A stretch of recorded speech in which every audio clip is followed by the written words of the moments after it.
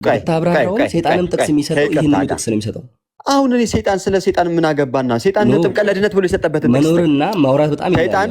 ሰይጣን ጥምቀት ለድህነት ነው ብሎ ያስተማረበትን ወይም ደግሞ ለድህነት ነው ብሎ የጠቀሰበትን ጥቅስ አላልኩም። እሱን ሐሳብ ካልሆነ እኔ ጠቀስኩልህ ከሰይጣን ጋር የሚገናኘው ምንድነው?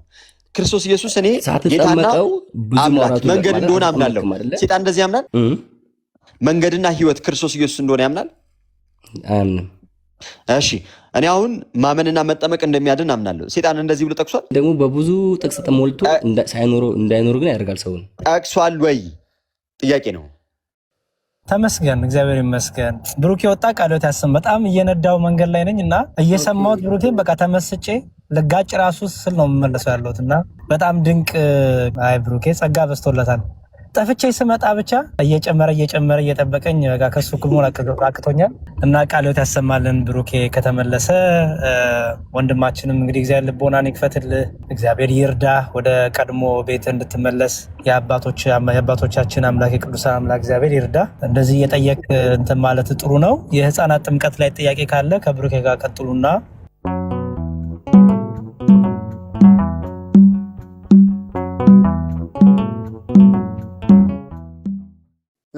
ጥምቀት ያድናል ብዬ አልተማርኩትም በሱ ፍቃድ። አሁን ደግሞ ጥምቀት አያድንም ብለህ ደግሞ እያልክ ነው። ቅድም ደግሞ አምኜልሃለሁ እያልክ ነው። በጣም ከይቅርታ ጋር አንተ ራስህ ከራስህ ጋር ታረካለህ። ይሄን ሐሳብ እንስማማባቸው። ስለ ብዙዎች ተጠምቀሃል ወይ ስትለው ግን አንተ እሺ አይሉም።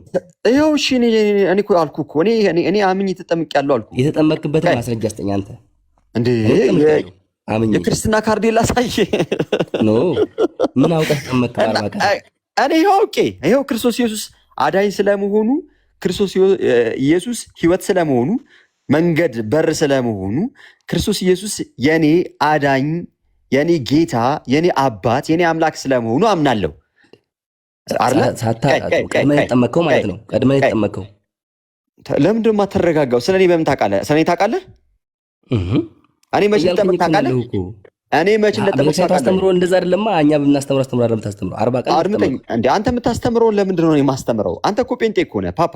በጣም ከይቅርታ ጋር አንተ ጴንጤ ነህ። እኔ ማስተምረው ትምህርት ልታስተምር አትችልም። ብታስተምር ኖሮማ ሲጀምር ጴንጤ አትባልም። አሁን ግን ታብራራው ሰይጣንም ጥቅስ የሚሰጠው ይሄንን ጥቅስ ነው የሚሰጠው። አሁን እኔ ሰይጣን ስለ ሰይጣን ምን አገባና ሰይጣን ጥምቀት ለድህነት ብሎ የሰጠበትን መኖርና ማውራት በጣም ሰይጣን ይቅርታ በሱ ፍቃድና ሰይጣን ጥምቀት ለድህነት ብሎ የሰጠበትን ጥቅስ ስጠኝ። አፍጥነው እሱን ሐሳብ አላፈናፈንም። ጥቅሱን ይሄን ጥቅስ ሰይጣን ይሰጣል ብለኛል። በሱ ፍቃድ ሰይጣን ይሄንኑ ጥቅስ ይሰጣል ብለኛል።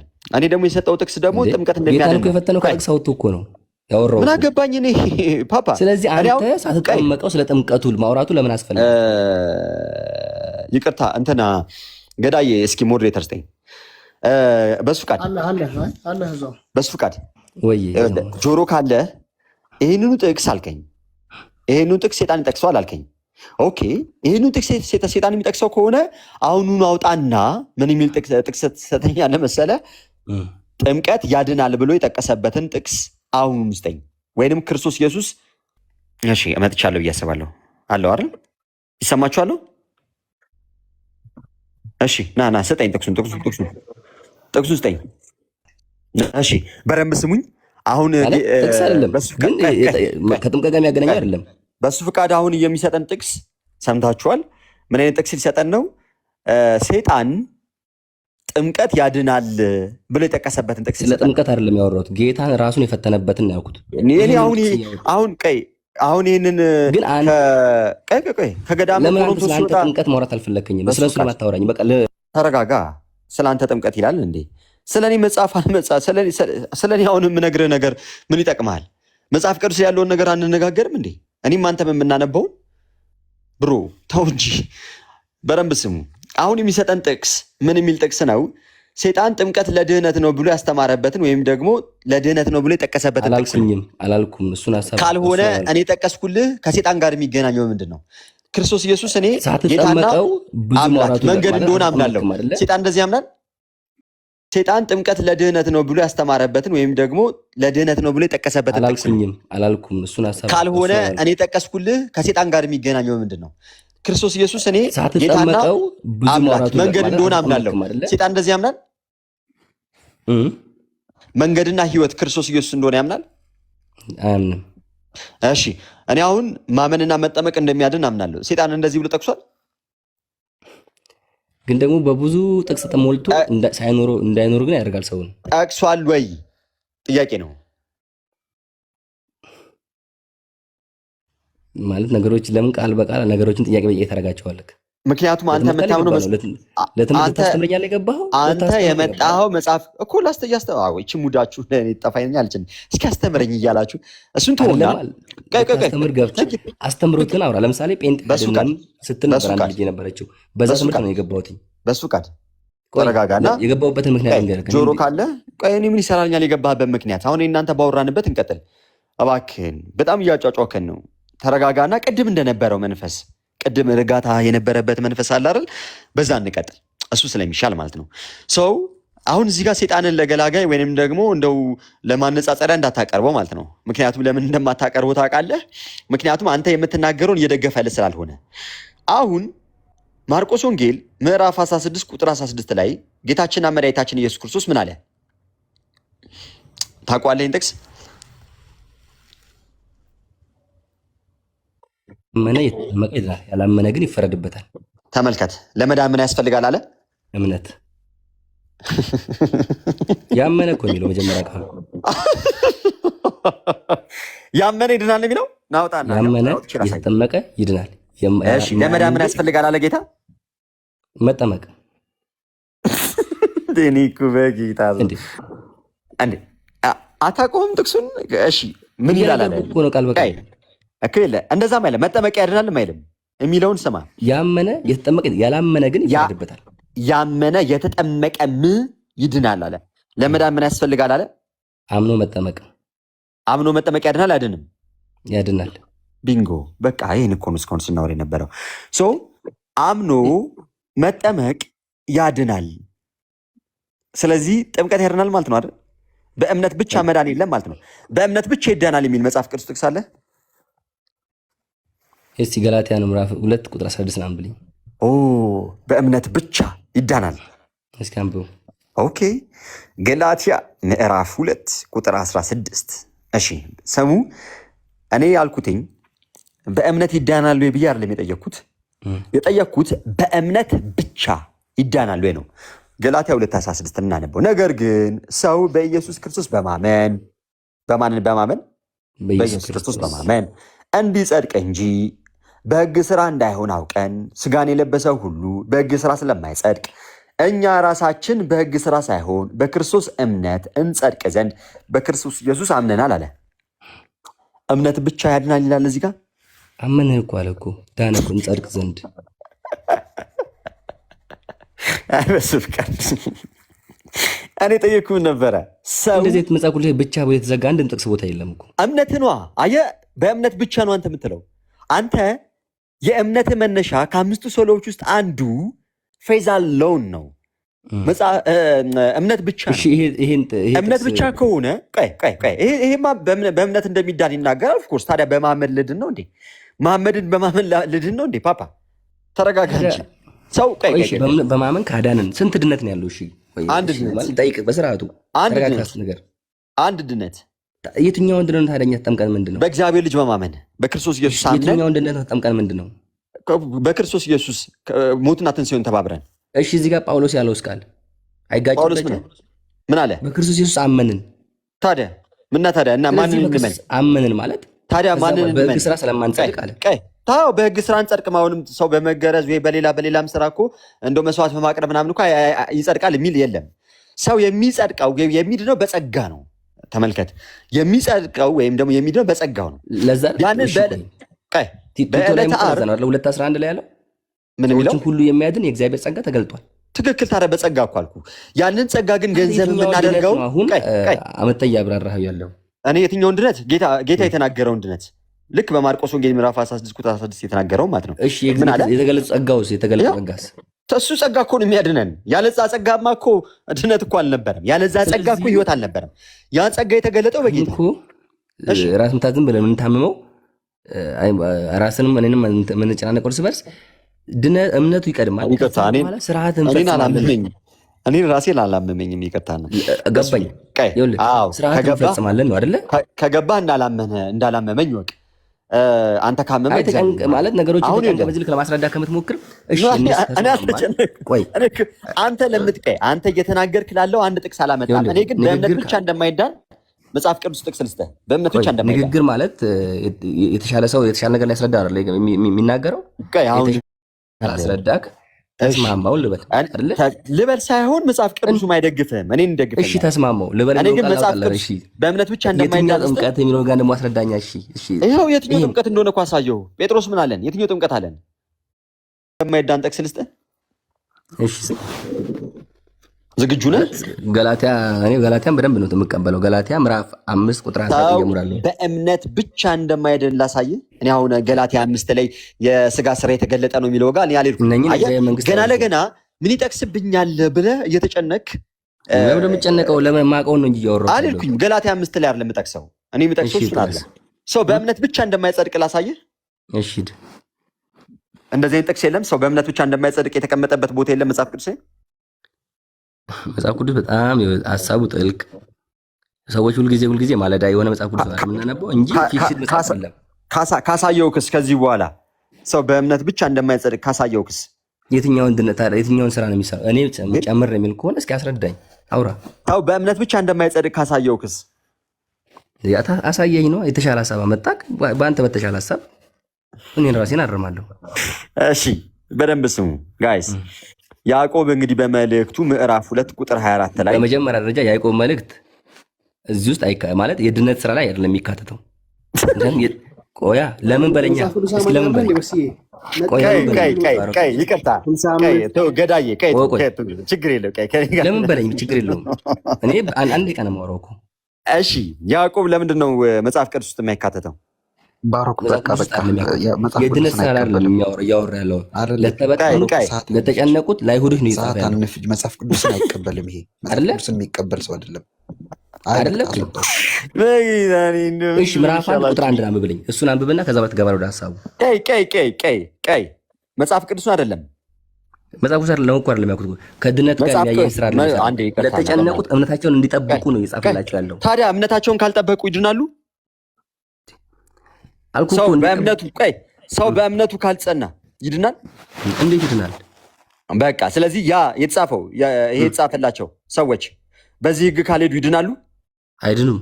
በጣም ጥሩ ራስ መለስከው። ማለት ስለ ስራ ልታወራ ስለሆነ ይሄ ከስራ ጋር አይገናኝም። ኧረ እባክህ ተረጋጋ። ይኸው ምን ብሎ እንደሚናገር አሳያለሁ። ያዕቆብ መልእክት ምዕራፍ 2 ቁጥር 24 ላይ እባካችሁ ሰዎች ጥቅሱን ከታች በተለጥፉት ደስ ይለኛል። ሰው አለ። በደንብ ስማ። ማን አለ? ሰውን ፓፓ በሱ የሰው ነህ። በጣም ጥሩ። ይህን እንኳን አምናሃል። እሺ ሰው አለና በእምነት ብቻ ሳይሆን አለ። በምን ብቻ አልኩ? በእምነት ብቻ ሳይሆን በስራ እንዲጸድቅ ታያላችሁ አለ። አዎ ሰው በእምነት ብቻ ይጸደቃል የሚል አንድ ቦታ የለም። በእምነት ብቻ ሳይሆን በስራ እንዲጸደቅ ታያላችሁን ካለ እምነት ከስራ ጋር አብሮ ማድረግ አለበት። ማን ነው አይደል? ክርስቲያን ግድ ነው። ላመነው ነገር መኖር አለበት። በጣም ጥሩ ጎበዝ። ኧረ ለበስፋ እንዴ! እስኪ አሁን እኮ ተጨባበጠን። አሁን አንተ ላልከው ወይም ደግሞ አንተ ለምታምነው ግን አንድ ጥቅስ ማምጣት አልቻልክም። እኔ ግን አንተ የምትለውን የሚመታ ብቻ አይደለም የሚያፈርስ ብቻ አይደለም፣ እምነትህን መሬት ላይ የሚጥል ሰው ሰራሽ እምነት እንዳለ፣ ይህ መጽሐፍ ቅዱሳዊ ትምህርት እንዳለ የሚያሳይ አንድ ጥቅስ አመጣው። አንድ ብቻ። ምን የሚል? ሰው በእምነት ብቻ ሳይሆን በስራ እንዲጸድቅ ታያላችሁን የሚል። ስለዚህ አንተ ያልከው ነገር ፈረሰ ማለት ነው። እኔ ግን ውሰድህ። ጌታ ለመዳን ምን ያስፈልጋል አለ? ማመን፣ እምነት ብቻ አለ። መጠመቅ። ጌታ እምነት ብቻ ያለበትን አውጣና አሳየኝ። እስካሁን ድረስ ተመልከት። ለደቂቃዎች እየተጫዋጫሁኝ ነው። አንድ እንኳን ጥቅስ ሀሳብን የሚደግፍ አልሰጠኸኝም። ጌታ ለመዳን እምነት ብቻ ያለበትን ጥቅስ ስጠኝ አልኩ እኮ። እምነት ፕላስ እምነት ነው የሚሆነው መልሶ። እምነት ፕላስ እምነት። እሺ አውጣና አንድ ጥቅስ እምነት ፕላስ እምነት የሚል ስጠኝ። ያመነ የተጠመቀ ይድናል። ያላመነ ያልተጠመቀ ግን እንኳን እምነት ለምንድን ነው አንተ ግግም ማለት ነገሮች የምናይበት? ያልተጠመቀ ግን አለም ያላመነ ግን ይፈረድበታል። ሲጀምር ካላመነ እኮ አሁን እኮ ተፈርዶበታል። ፓፓ ታዲያ ለምንድን ነው ነገሮች ዋና መቅደም ያለበት? ድነቱ ምንድን ነው? መጀመሪያ ለምሳሌ ድነት ምን እንደሆነ ድነት ምን እንደሆነ አሳይሃለሁ። እኔ እያልኩ ያለሁት ጌታ ለመዳን ምን ያስፈልጋል አለ? ማመን። በቃ ለዚህ ነው ለቃሉ ታማኝ አይደላችሁም። ስለዚህም ደግሞ እኔ በጣም እንደዚህ አይነት ሀሳብ ካለው ሰው ጋር ማውራቱ ለእኔ አሁን ከባድ ነው፣ እውነት ለመናገር በጣም ከይቅርታ ጋር ማለት ነው። ምክንያቱም ድርቅ እያልክ ነው። በሱ ቃል የጌታ ቃል የሚናገረው ጌታም እንዳስተማረው ከሆነ ማርቆስ ወንጌል ምዕራፍ 16 ቁጥር 16 ላይ ያመነ ይድናል ነው የሚለው። እንደዛ ነው የሚለው ጋይስ። ያመነ የተጠመቀም ይድናል ነው የሚለው። ያላመነ ግን ይፈረድበታል። ካላመነ ሲጀምር ፍርድ ውስጥ ነው ያለው። ኦፍኮርስ አላመነማ። ካላመነ ለምን ብሎ ይጠመቃል? ምን ብሎ ነው የሚጠመቀው? ምን ሊያደርግለት? ምክንያቱም በምን እናውቃለን? ኦኬ ሐዋርያት ሥራ ምዕራፍ 8 ላይ እንሂድ። በደንብ ተከታተሉኝ። የሐዋርያት ሥራ ምዕራፍ 8 ኦኬ የሐዋርያት ሥራ ምዕራፍ 8 ከቁጥር 26 ጀምሮ እንሂድ። በደንብ ስሙ እሺ። የጌታ መልአክ ፊልጶስን ተነስተህ በደቡብ በኩል ከኢየሩሳሌም ወደ ጋዛ ወደሚወርደው ምድረ በዳ ወደሆነ መንገድ ሂድ አለው። ተመልከቱ፣ ማን?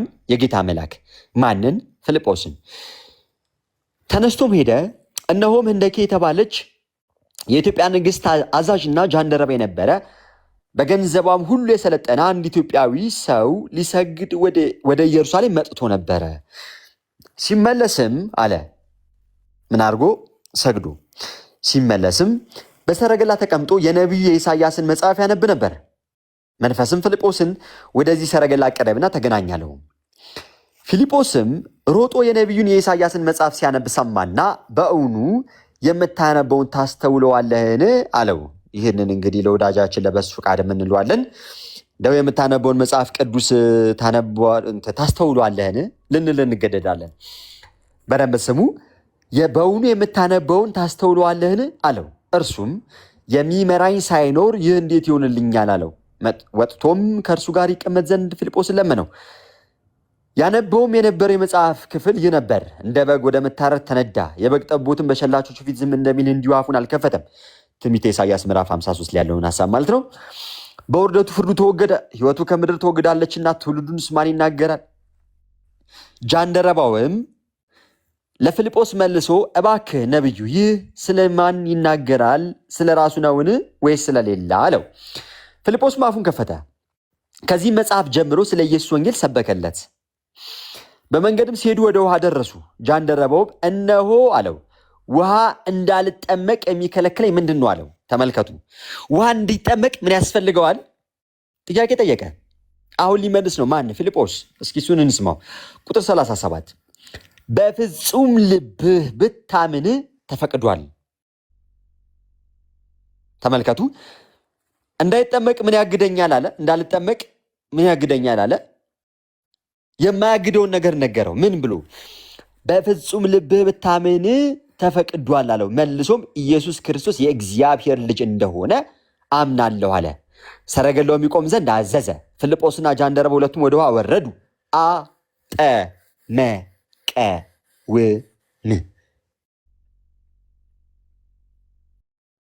ምን ካረገ በኋላ ልክ ክርስቶስ ኢየሱስ የሕያው እግዚአብሔር ልጅ መሆኑን ሲያምን ወይም ኮንፌስ ሲያደርግ ምን ይደረግለታል? ጥምቀቱ ይፈቀድለታል ማለት ነው። ስለዚህ አሁን ይሄ ድርቅና አይጠቅምም ማለት ነው። በግልጽ መጽሐፍ የሚናገረው እንደዛ ነው። ቅዱስ ጳውሎስ ግን እንዴት የኃጢአት ስርየት አገኘ? ተመልከቱ፣ መዳን የኃጢአት ስርየትን ማግኘት ነው አይደል? ቅዱስ ጳውሎስ የኃጢአት ስርየትን እንዴት ያገኘው ካልን የሐዋርያት ሥራ ላይ እንሄዳለን። በደንብ ተመልከቱ። ምዕራፍ 22 ከቁጥር 1 ጀምሮ እንዲህ እናንተ ወንድሞች አባቶችም አሁን ለእናንተ ነገሬን ስገልጥ ስሙኝ። በዕብራይስጥም ቋንቋ ሲናገር በሰሙ ጊዜ ከፊት ይልቅ ዝም አሉ።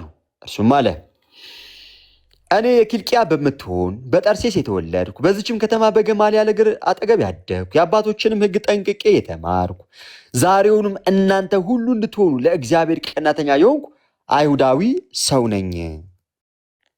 ወንዶችንም ሴቶችንም እያሰርኩ ወደ ወህኒ ማሳለፌ የሰጠው ይህን መንገድ እስከሞት ድረስ አሳደድኩ።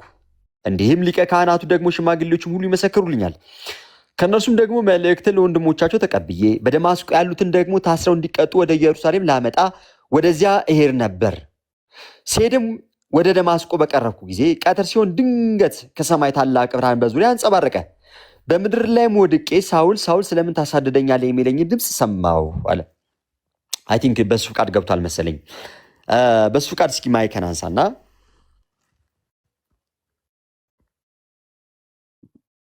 እዚህ ጋር የጌታን ድምፅ ሰምቷል አልሰማም? ሰምቷል። የኃጢአት ስርየት ማግኘት መዳን ነው አይደለም? መዳን ነው እንዳትረሳው። እሺ ወንድሜ ተመልከት። በምድር ላይም ወድቄ ሳውል ሳውል ስለምን ታሳድደኛለህ የሚለኝን ድምፅ ሰማሁ። እኔም መልሼ ጌታ ሆይ አንተ ማነህ አልኩ።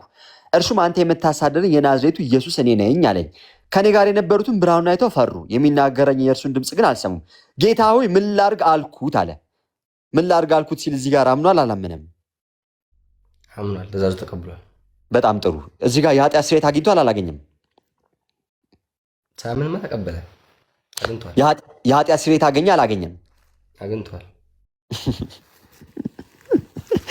እሺ ማስረጃ አግኝቷል የሚል ጳውሎስ እዛ ቦታ ላይ ከዛ ወደ ሐናንያ ላከው። ወዴት ሄደ የሚለው ነገር ሳይሆን ተመልከት፣ ቁጥር 10 ላይ ስለማመኑ ነገርከኝ። እሺ ጎበዝ በሱዬ፣ አሁን ቃሉ በደንብ እየገባህ ነው አልኩኝና ወደ ምጥፍ አልክና የኃጢአት ስርየት ግን አግኝቷል ወይስ አላገኘም ስልህ አግኝቷል አልከኝ። እዚህ ጋር እስኪ የኃጢአት ስርየት አግኝቷል የሚል ጥቅስ ልትሰጠኝ ትችላለህ አልኩ። እዚህ ጋር ደግሞ አይኔን፣ እጄን፣ እግሬን፣ ጉልበቴን፣ ክንዴን ማለት ጀመርክ። እሺ የእግዚአብሔር ቃል ግን ይናገር፣ እኔም አንተም ዝም እንበልና የእግዚአብሔር ቃል ግን ይናገር። በደንብ አስተውል። ቁጥር 10 ላይ አምኗል ብለህ ነበር። እንቀጥል። ከዚያም ብርሃንም ክብር የተነሳ አለ። ቁጥር 11 ላይ ደርሻለሁ። ማየት ባይሆንልኝ ከኔ ጋር የነበሩት ሰዎች እጄን ይዘው እየመሩኝ ወደ ደማስቆ ደረስኩ። በዚያም የኖሩት አይሁድ ሁሉ የመሰከሩለት፣ እንደ ሕጉም በጸሎት የተጋ ሐናንያ የሚሉት አንድ ሰው ነበረ። እርሱም ወደ እኔ መጥቶ በአጠገቤ ቆመ። ተመልከት፣ በአጠገቤ ቆሞ ይላል። ማን? ሐናንያ አይደል? ሐናንያ ነው አይደለ? በሱ ፍቃድ። እሺ ምን አልከኝ? ሚት ላይ ነህ። እሺ ሐናንያ ነው። እሺ በደንብ ስማ። እሺ ወደ እኔ መጥቶ በአጠገቤ ቆሞ ወንድሜ ሳውል ሆይ አለኝ። እኔም ያን ጊዜ ወደ እርሱ አየሁ። እርሱም አለኝ የአባቶቻችን አምላክ ፈቃዱን ታውቅ ዘንድና ጽድቁን ታይ ዘንድ ከአፉም ድምፅን ትሰማ ዘንድ አስቀድሞ መርጦሃል። ባየኸውና በሰማኸው በሰው ሁሉ ፊት ምስክር ትሆንለታለህ። አሁንስ ለምን ትዘገያለህ? ቅድምን ብለህ ነበረ ከኃጢአት መታጠብ መዳን ነው ብለኸኛል። ቁጥር 10 ላይ ያመነ ሰዓት ደግሞ ከኃጢአቱ ታጥቧል ብለኸኛል። በደንብ ስማ። አሁንስ አለ ለምን ትዘገያለህ? ተነሳና ስሙን እየጠራ ተጠመቅ፣ ከኃጢአትህም ታጠብ። ቅድም ከኃጢአቱ ታጥቧል ብለኸኝ ነበር። እዚህ ጋር ደግሞ የሐናንያ ንግግር እንደሚያሳየው ከሆነ ገና ከኃጢአቱ አልታጠበም። እውነት ሐሰት? እውነት ሐሰት? በሱ ፍቃድ ማለት ከኃጢአቱ ገና እንዳልታጠበ እዚህ ጋር እየነገረን ነው አይደል? ሐናንያ እየነገረው ነው። አልታጠበም አይደል ከኃጢአቱ? ሐናንያ እንዳለው አዎ። ቁጥር 10 ላይ ግን ያመነ ሰዓት ላይ ታጥቧል ብለህ ነበረ። ተሳስተሃል? አልተሳሳትክም?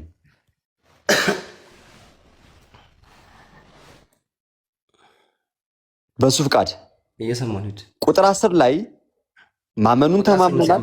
አንዴ ቁጥር 10 ነሻም ቅድም እኮ ስላልከኝ ነው። ቅድም ያልከኝን ቃል ሊያዝና ቅድም ባልከኝ ቃል ሄደን ይቅርታ፣ በሱ ፍቃድ እኔ የለ አልኩ። ትንሽ የመተንፈሻም ጊዜ አልሰጠህም። ለምን እንደማልሰጥ ታውቃለህ ወንድሜ? ለምን መሰለህ? እኔ ጥያቄ እኮ ስለጀመር አልገባህም። በሱ ፍቃድ የትኛውን ድነት የትኛውን ጥምቀት ነው ወደ ሌላ ነገር ውስጥ አንግባ። በስዬ አሁን እዚህ ጋር እየተነጋገርን ያለውን ነገር በደንብ እንያዝ። ቁጥር 10 ላይ የኃጢአት መታጠብን ወይም ደግሞ ከኃጢአቱ ታጥቧል አልከኝ አለ። እሺ አልኩ። ግን እዚህ ጋር ግን እንደዛ ግን አይልም የሚል ነገር ካለ ስጠኝ አልኩ። የለኝም አልከኝ። ቀጠልኩኝ። ቁጥር 16 ላይ መጣንና አሁንስ ለምን ትዘገያለህ? ተነሳና ስሙን እየጠራ ተጠመቅ፣ ከኃጢአትህም ታጠብ አለው። ስለዚህ ቁጥር 10 ላይ ከኃጢአቱ ታጥቧል አልታጠበም? ታጠበ። ቁጥር 10 ላይ ታጥቧል። 16 ላይ አዎ። ስለዚህ ቁጥር 16 ላይ ገና ከኃጢአት ታጠብ እያለው ስለሆነ ከኃጢአቱ ስላለመታጠብ ወይም ደግሞ ከኃጢአቱ ስላለመንጻቱ እየነገረን ነው አይደል? ታዲያ ጳውሎስ እኮ ቁጥር 10 ላይ አመነ የሚል የለም። ቀይ አንተ እኮ ነው ያልከኝ። ቅድም እኮ አመን አልከኝ እኮ ፓፓ። ታዘዘ እኮ ጌታዊ ምን ላድርግ አለ። ምን ላድርግ ማለቱ ማመኑ ነው አልከኝ። ኦፍኮርስ እዚህ ጋር እንደዛ ነው የሚናገረው። እሺ ተማመንን፣ ምክንያቱም ግልጽ ስለሆነ ቃሉ። ምን ላድርግ ማለት መታዘዙ ነው። ምን ላድርግ ያለ እኮ መታመን ነው። ሙስሊም ምን ላድርግ ይላል እንዴ? አይልም እኮ። ለምን? ስለማያምን ማነን የሚል ኦኬ። እዚህ ጋር አመንና አልከኝ፣ ተማመንን። እሺ እዚህ ጋር ግን የኃጢአት ስርየት አግኝቷል ወይ ስለ አልከኝ። ኦኬ አልኩና ቁጥር 16 ላይ ያመጣውና አሁንስ ለምን ትዘገያለህ? ተነሳና ስሙን እየጠራ ተጠመቅ፣ ከኃጢአትም ታጠብ ይላል። ስለዚህ እዚህ ጋር ሐናንያ እንደሚናገረው ቅዱስ ጳውሎስ ገና ከኃጢአቱ አልታጠበም እያለን ነው። ስለዚህ ያመነ ሳለ አልታጠበም ወይ አልኩ። አዎ አልከኝ። ቁጥር 10 ላይ የተናገርከው ነገር ስህተት ነው አይደለም አልኩ። ራስን ስህተተኛ ላለማድረግ ግን አሁን ሌላ መንገድ ጋር ለመምጣት ሞከርክ። ስለዚህ ቅድም ቁጥር 10 ላይ የተናገርከው ነገር ስህተት ነው አይደለም? ለመጨረሻ ጊዜ ልጠይቅህ። ስህተት ነው። ጎበዝ። ልክ እንደዚህ ማመን ነው የሚጠቅመህ። ስለዚህ እምነታችሁ መጽሐፍ ቅዱሳዊ መሆን አለበት። መጽሐፍ ቅዱስ በግልጽና በአጭር ሁኔታ ምን ብሎ ይናገራል? በግልጽና በአጭር አማርኛ ጥምቀት ስለ መዳን መሆኑን ይናገራል። ምክንያቱም ቅድም እንዳልኩ ማን ጌታ እንዳስተማረው ያመነ የተጠመቀ ይድናል አለ። ለመዳን ምን ያስፈልጋል? ለመጨረሻ ጊዜ አንድ ጊዜ ይቅርታ፣ ስልኬ 2% ነው ያለው። ተመልሼ ይመጣለኝ። ከዛ በፊት ግን አንድ ጊዜ ልታምን ይፈልግ። ከመጨረሻችን ኢትዮጵያዊ እንደረበው ምንድነው በፍጹም ልቡ ያመነው? ክርስቶስ ኢየሱስ የሕያው እግዚአብሔር ልጅ መሆኑን በፍጹም ልቡ አመነ። በትክክል ድኗል ይላል። አውጣና አሳየኝ። እሺ አልዳነም ይላል። አውጣና አሳየኝ። አንተ አልዳነ የሚሉት አውጣና አሳየኝ። በፍጹም ልቡ ያመነው ምን ለማድረግ ነበር? ምን ለማድረግ ነበር? በፍጹም ልቡ ያመነው ምን ለማድረግ ነበር? በፍጹም ልቡ ያመነው ክርስቶስ አዳኝ እንደሆነ ነው ያመነው። የነገረው በሙሉ አመነው። ይሄ የሆነው እሱንማ በፍጹም ልቡ ያመነ አስቀድሞ አያ መጽሐፍ መጠመቅ አለበት የሚል ሃይሚ ይቅርታና ሚዩት አድርጊ። በፍጹም ልቡ ራሱ ያመነው ለምንድን ነው ያልኩ? ስለተነገረው ታሪክ ነው።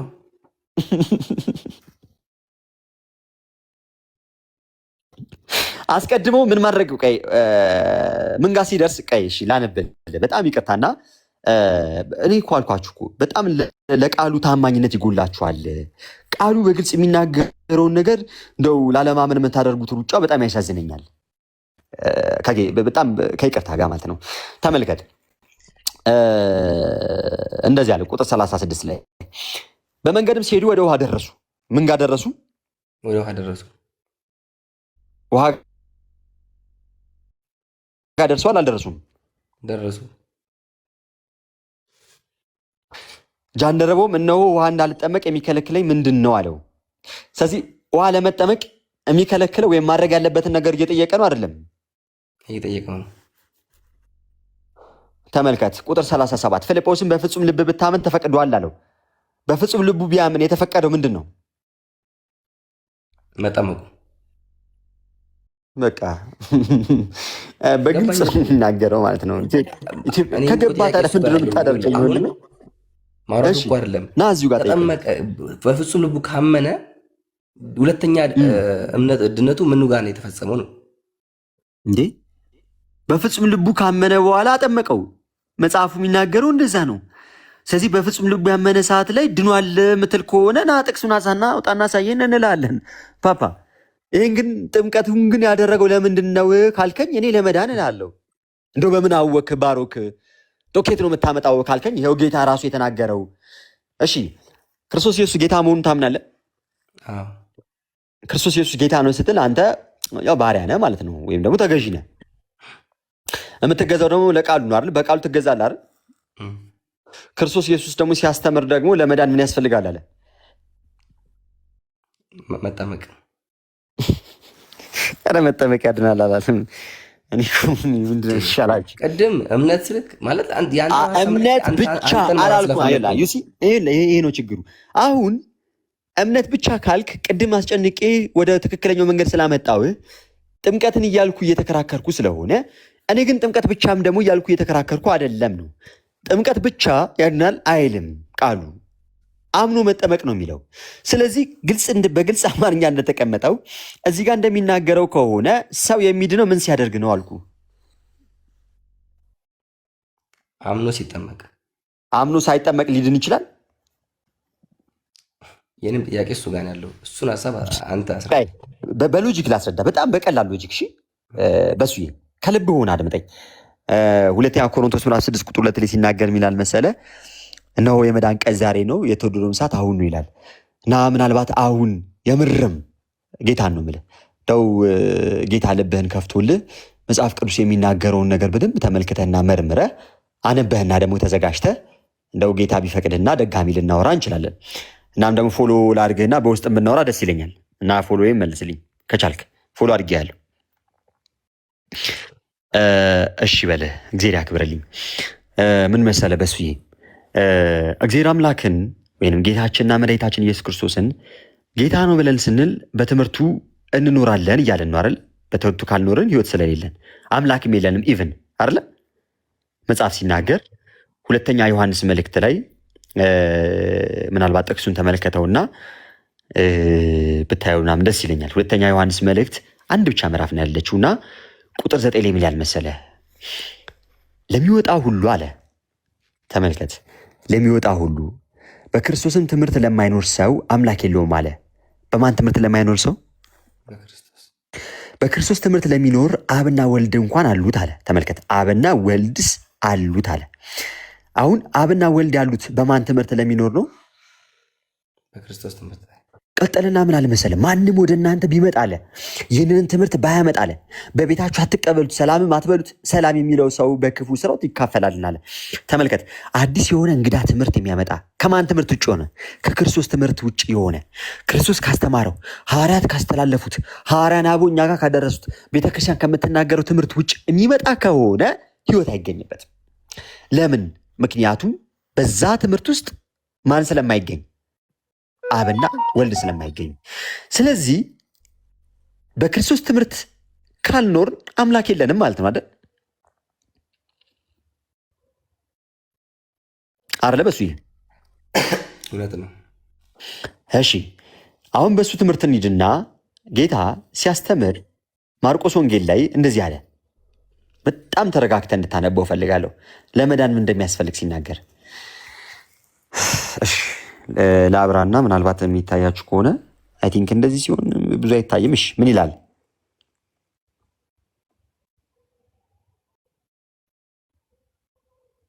በሱ ምን ይላል? ያመነም የተጠመቀም ይድናል። ለመዳን ምን ማድረግ አለብን አለ? ያመነ የተጠመቀ። ለመዳን ምን ያስፈልጋል? ማመንና መጠመቅ። ምን ያደረገ ይድናል? ያመነ የተጠመቀም ይድናል። ያላመነ ግን ይፈረድበታል። ምን ያደረገ ይድናል? ያመነም የተጠመቀም። ስለዚህ አምኖ ፕላስ አምኖ ፕላስ አንድ ጊዜ ስልኬን አንዴ ቻርጅ ልሰካው። አምኖ ፕላስ ተጠምቆ አንድ ጊዜ አምኖ ፕላስ ተጠምቆ ነው አይደል የሚድነው ሰው?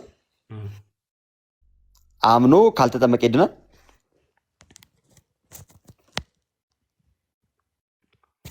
ነገ እመጣለሁ ይሄን ሀሳብ ይዤ። እሺ ነገና በሱዬ የተጠመቁበት ምን ብለህ መረዳት ነው እንጂ አሁን ለመሰለ ተራ እድፍ ማስለቀቂያ እንዳልሆነ መጽሐፍ ቅዱስ ይናገራል።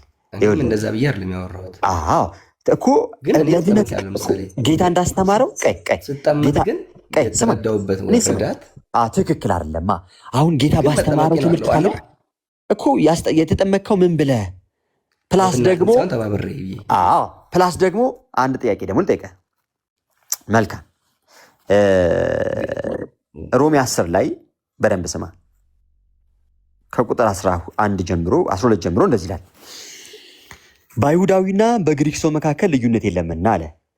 አንዱ ጌታ የሁሉ ጌታ ነው። ግን እዚሁ የምታነበው ጥቅስ ላይ ቁጥር 9 ላይ እስካንብልኝ ችግር ደስ ይለኛል።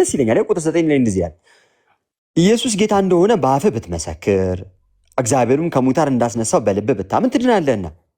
ኦፍኮርስ በኃይል በስልጣኑ መነሳቱን አናምንም? እናምናለን። ጌታችን እንደሆነ ስናምናለን። እኔ አሁን አምናለሁ፣ መነሳቱንም አምናለሁ። ቀጠለ።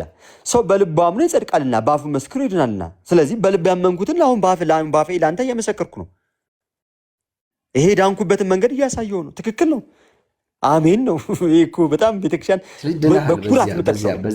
ቀጠልና ቁጥር 11 ላይ በእርሱ የሚያምን ሁሉ አያፍርም ይላልና፣ ታዲያ በክርስቶስ ኢየሱስ ስለማምን እኮ ነው ትንሣኤ ያለኝ ብዬ የማምነው እና ጌታ እኮ ያስነሳኛል ብዬ እኮ ነው እንደ ክርስቲያን ምን ብዬ የምጠብቀው? ሙሽራዬን ክርስቶስ የምጠብቀው ምኑ ሙሽራ የሆንን ማን? እኛ የክርስቲያኖች ህብረት ምኑ ነን? ሙሽራው ነን። የማን? የጌታ።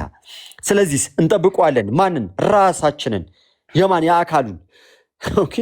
ስለዚህ ቀጠለና በአይሁዳዊና በግሪካዊ ሰው መካከል ልዩነት የለምና አንዱ ጌታ የሁሉ ጌታ ነውና አለና ለሚጠሩትም ሁሉ ባለጠጋ ነው አለና የጌታን ስም የሚጠራ ሁሉ ይድናልና።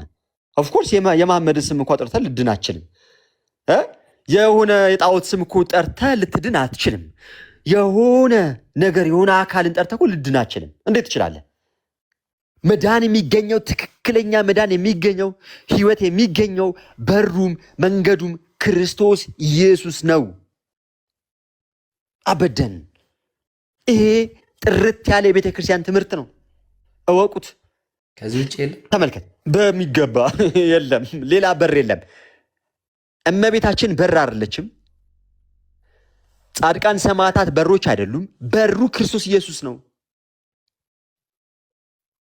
እነርሱ ጻድቃን ሰማዕታት ወደ በሩ ያቀርቡናል። ወደ ማን? ወደ ክርስቶስ። በምን? በጸሎት።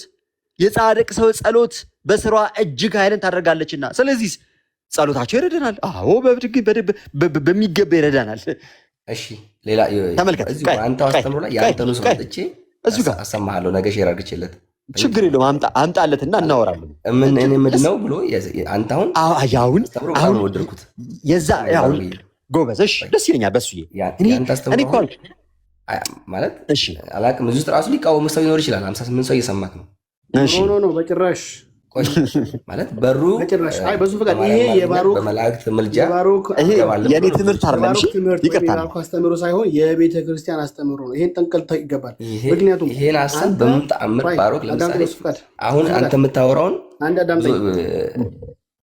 አዳምጣ እንዴ አንተ አስቀድመህ ኦርቶዶክስ ነበርክ በጣም ለረጅም ዓመት፣ ቤተሰቦችም ኦርቶዶክስ ነበሩ።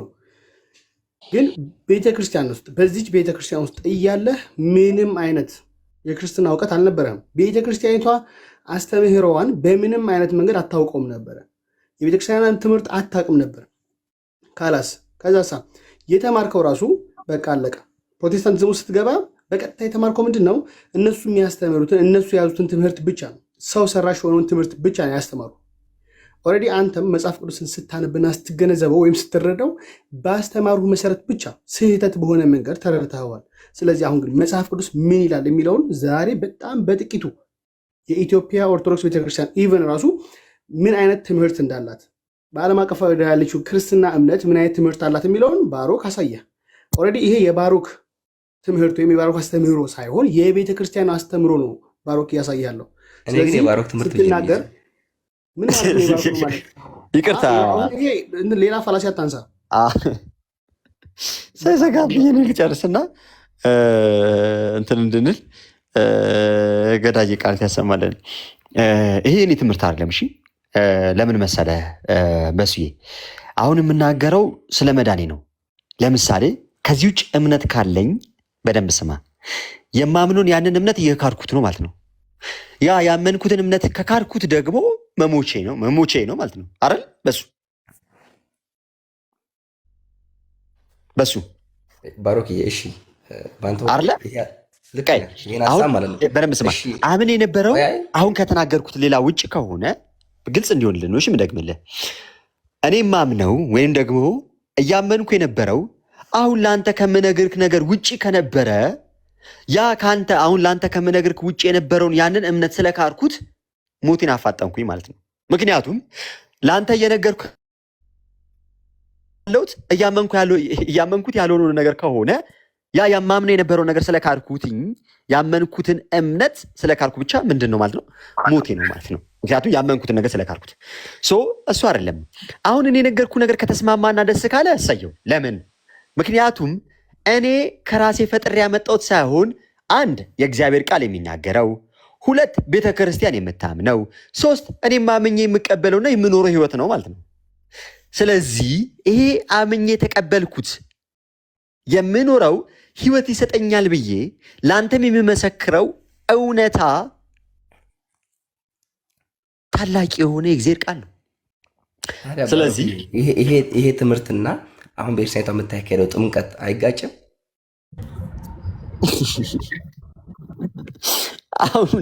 አሁን ሌላ ቦታ ጋር ልትሄድ ነው። ደግሞ ጥያቄ እኮ ነው። እሱ ነገር አይጋጭም። የህፃናትን ጥምቀት ሊያነሳብ ነው። የህፃናት ጥምቀት ያመነ ጠመቀ ይድናል። ቦታ አብራራለሁ እና ኤርሳይቷን አስተምሮ አብራራልኝ። እሺ፣ በጣም ጥሩ። ያመነና የጠመቀ ጋር እንሂድ። እንደው ብዙ ቦታ ሄድን፣ ሁሉንም ግን አምናቸዋል። ደስ ይላል። ጥሩ ነው። እግዚአብሔር አምላክ ደግሞ ይርዳህ ያበርታህም። እሺ፣ አሁን የጥቅስ ለህፃናት ተነግሯል። አስቀድሜ ላንተ ልጠይቅ። የሚያምኑ ማስተዋል እና ደግሞ ምን ደረጃ የደረሰ ሰው ነው? ህፃናት ያምናሉ? አያምኑ? ይሄ ጥቅስ እንዲያምኑ እና እንዲጠመቁ የተነገራቸው ለህፃናት ነው?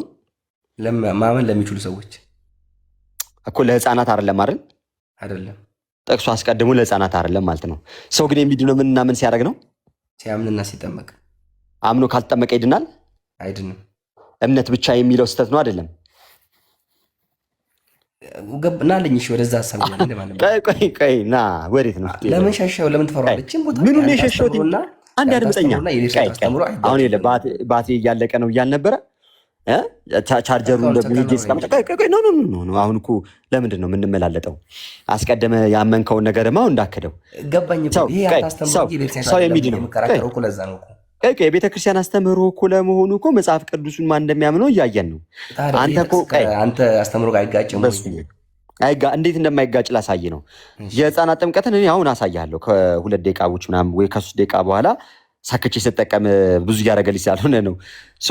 በደንብ ሰማኝ። እሺ፣ የህፃናት ጥምቀት መጽሐፍ ቅዱሳዊ ለመሆኑ ጥምቀት በምን እንደተተካ አስቀድሞ ምን እንደነበረ ምናምን በደንብ አሳያለሁ። በጣም ቀላል ስለሆነ 3 ጥቅስ ብቻ በቂ ስለሆነ፣ ከዛ በፊት ግን ሰው የሚድነው ምንና ምን ሲያደርግ እንደሆነ እንተማመን። ቅድም የተናገርከው ስለሆነ ይሄን የምታወራበትን ሀሳብ እኮ በትነግረኝ እኮ ትጨርሳለህ እኮ። እሺ፣ ሰው ምን ሲያደርግ ይድናል? አምኖ ሲጠመቅ። የሚድነው ምን ያደረገ ነው? አምኖ ሲጠመቅ። ስለተጠመቅኩት ደስ ብሎ የምነግርህ። ቀይ የሚድነው ምን ያደረገ ነው? አምኖ ሲጠመቅ። ለመዳን ምን ያስፈልጋል? መጠመቅ ያስፈልጋል። መጠመቅ ያስፈልጋል የሚል ለመዳን መጠመቅ ያስፈልጋል የሚል መጽሐፍ ቅዱስ ጥቅስ አለ?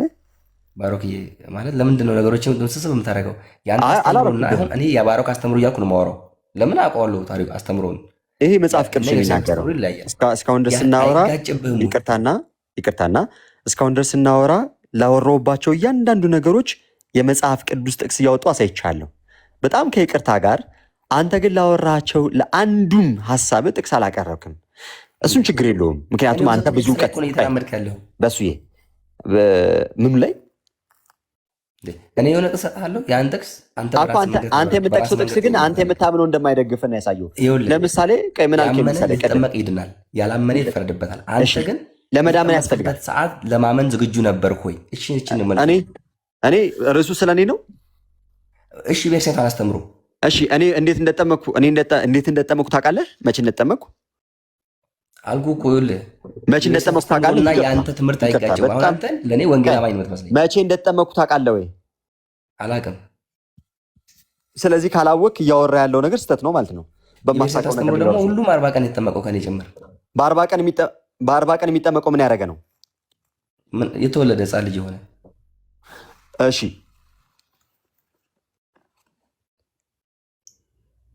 ባሮኬ ይሰማል? ባሮክ እኔ ተቆርጬ ነው ወይስ ባሮክ ነው? ስልኩ ቻርጅ ዘግቶበት ነው መሰለኝ። ተዘግቶበት እንዳይሆን። እሺ መምህር እንኳን ደህና መጡ። ዲያቆን ሰላም ነው? ተይ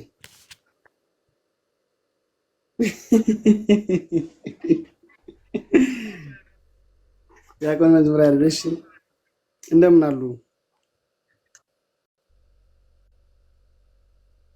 አሜን። እንደ ሰላም ነው? ተይ ተመስገን እግዚአብሔር ይመስገን። ብሩኬ ወጣ ቃሎት ያሰም በጣም እየነዳው መንገድ ላይ ነኝ እና እየሰማሁት ብሩኬን በቃ ተመስጬ ልጋጭ ራሱ ስል ነው የምመለሰው ያለሁት እና በጣም ድንቅ በጣም ጸጋ አይ ብሩኬ ጸጋ በዝቶለታል። ጠፍቼ ስመጣ ብቻ እየጨመረ እየጠበቀኝ በቃ ከሱ ኩል አቅቶኛል እና ቃሎት ያሰማልን ብሩኬ ከተመለሰ ወንድማችንም እንግዲህ እግዚአብሔር ልቦናን ይክፈትልህ፣ እግዚአብሔር ይርዳ ወደ ቀድሞ ቤት እንድትመለስ የአባቶቻችን አምላክ የቅዱሳን አምላክ እግዚአብሔር ይርዳ።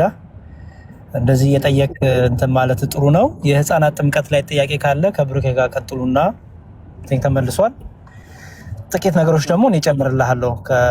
ምንም አዲስ ነገር አልነግርም። እኔና ብሩኬ ያው የድምፅና የእንትን ልዩነት ነው እንጂ ያለን ትምህርት ላይ ልዩነት የለንም እና የቤተክርስቲያኗ ምንጭ ስለሆነ የምንቀዳው እኔም ቢሆን ያለኝን እነግርሃለሁ። እግዚአብሔር ደግሞ ይርዳን።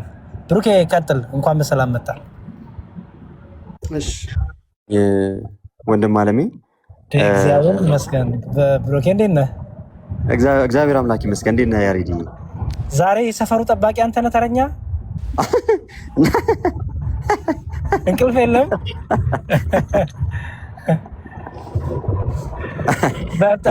ብሩኬ ቀጥል። ብሩኬ በጣም የሚጣፍጥ አንደበት እግዚአብሔር ይስጥህ። እየተማርኩኝ ነው። የቆየሁት ሀሳቡ ስለተመቸኝ ነው። እሺ የልጅነት ጥምቀት ላይ እሱ ላይ ያውራኝ። እሺ አሁን እዛ ጋር እንሄዳለን። ከዛ በፊት ግን እዛ ጋር ስለምንሄድ ማለት ነው። ከዛ በፊት ግን አሁን እዚህ ጋር በደንብ ተስማማን፣ ተግባባን ምናምን ነገር ተስማማ ምናምን ነገር። እሺ አሁን ዘፍጥረት ላይ መጽሐፍ ቅዱስን አውጣና በደንብ ተረዳሺ። ለመረዳት ብለህ ስማ። እያየኝ ነው አይደል? ተረጋግቼ እንደምሰማክ። ጥሩ በጣም ነው ደስ የሚለው ጌታ በሚያውቀው አንዳንድ ክፍሎች ላይ ካልሆነ በስተቀር በደንብ ጥሩ እየሰማ ነው። እሺ ዘፍጥረት ምዕራፍ 17 ላይ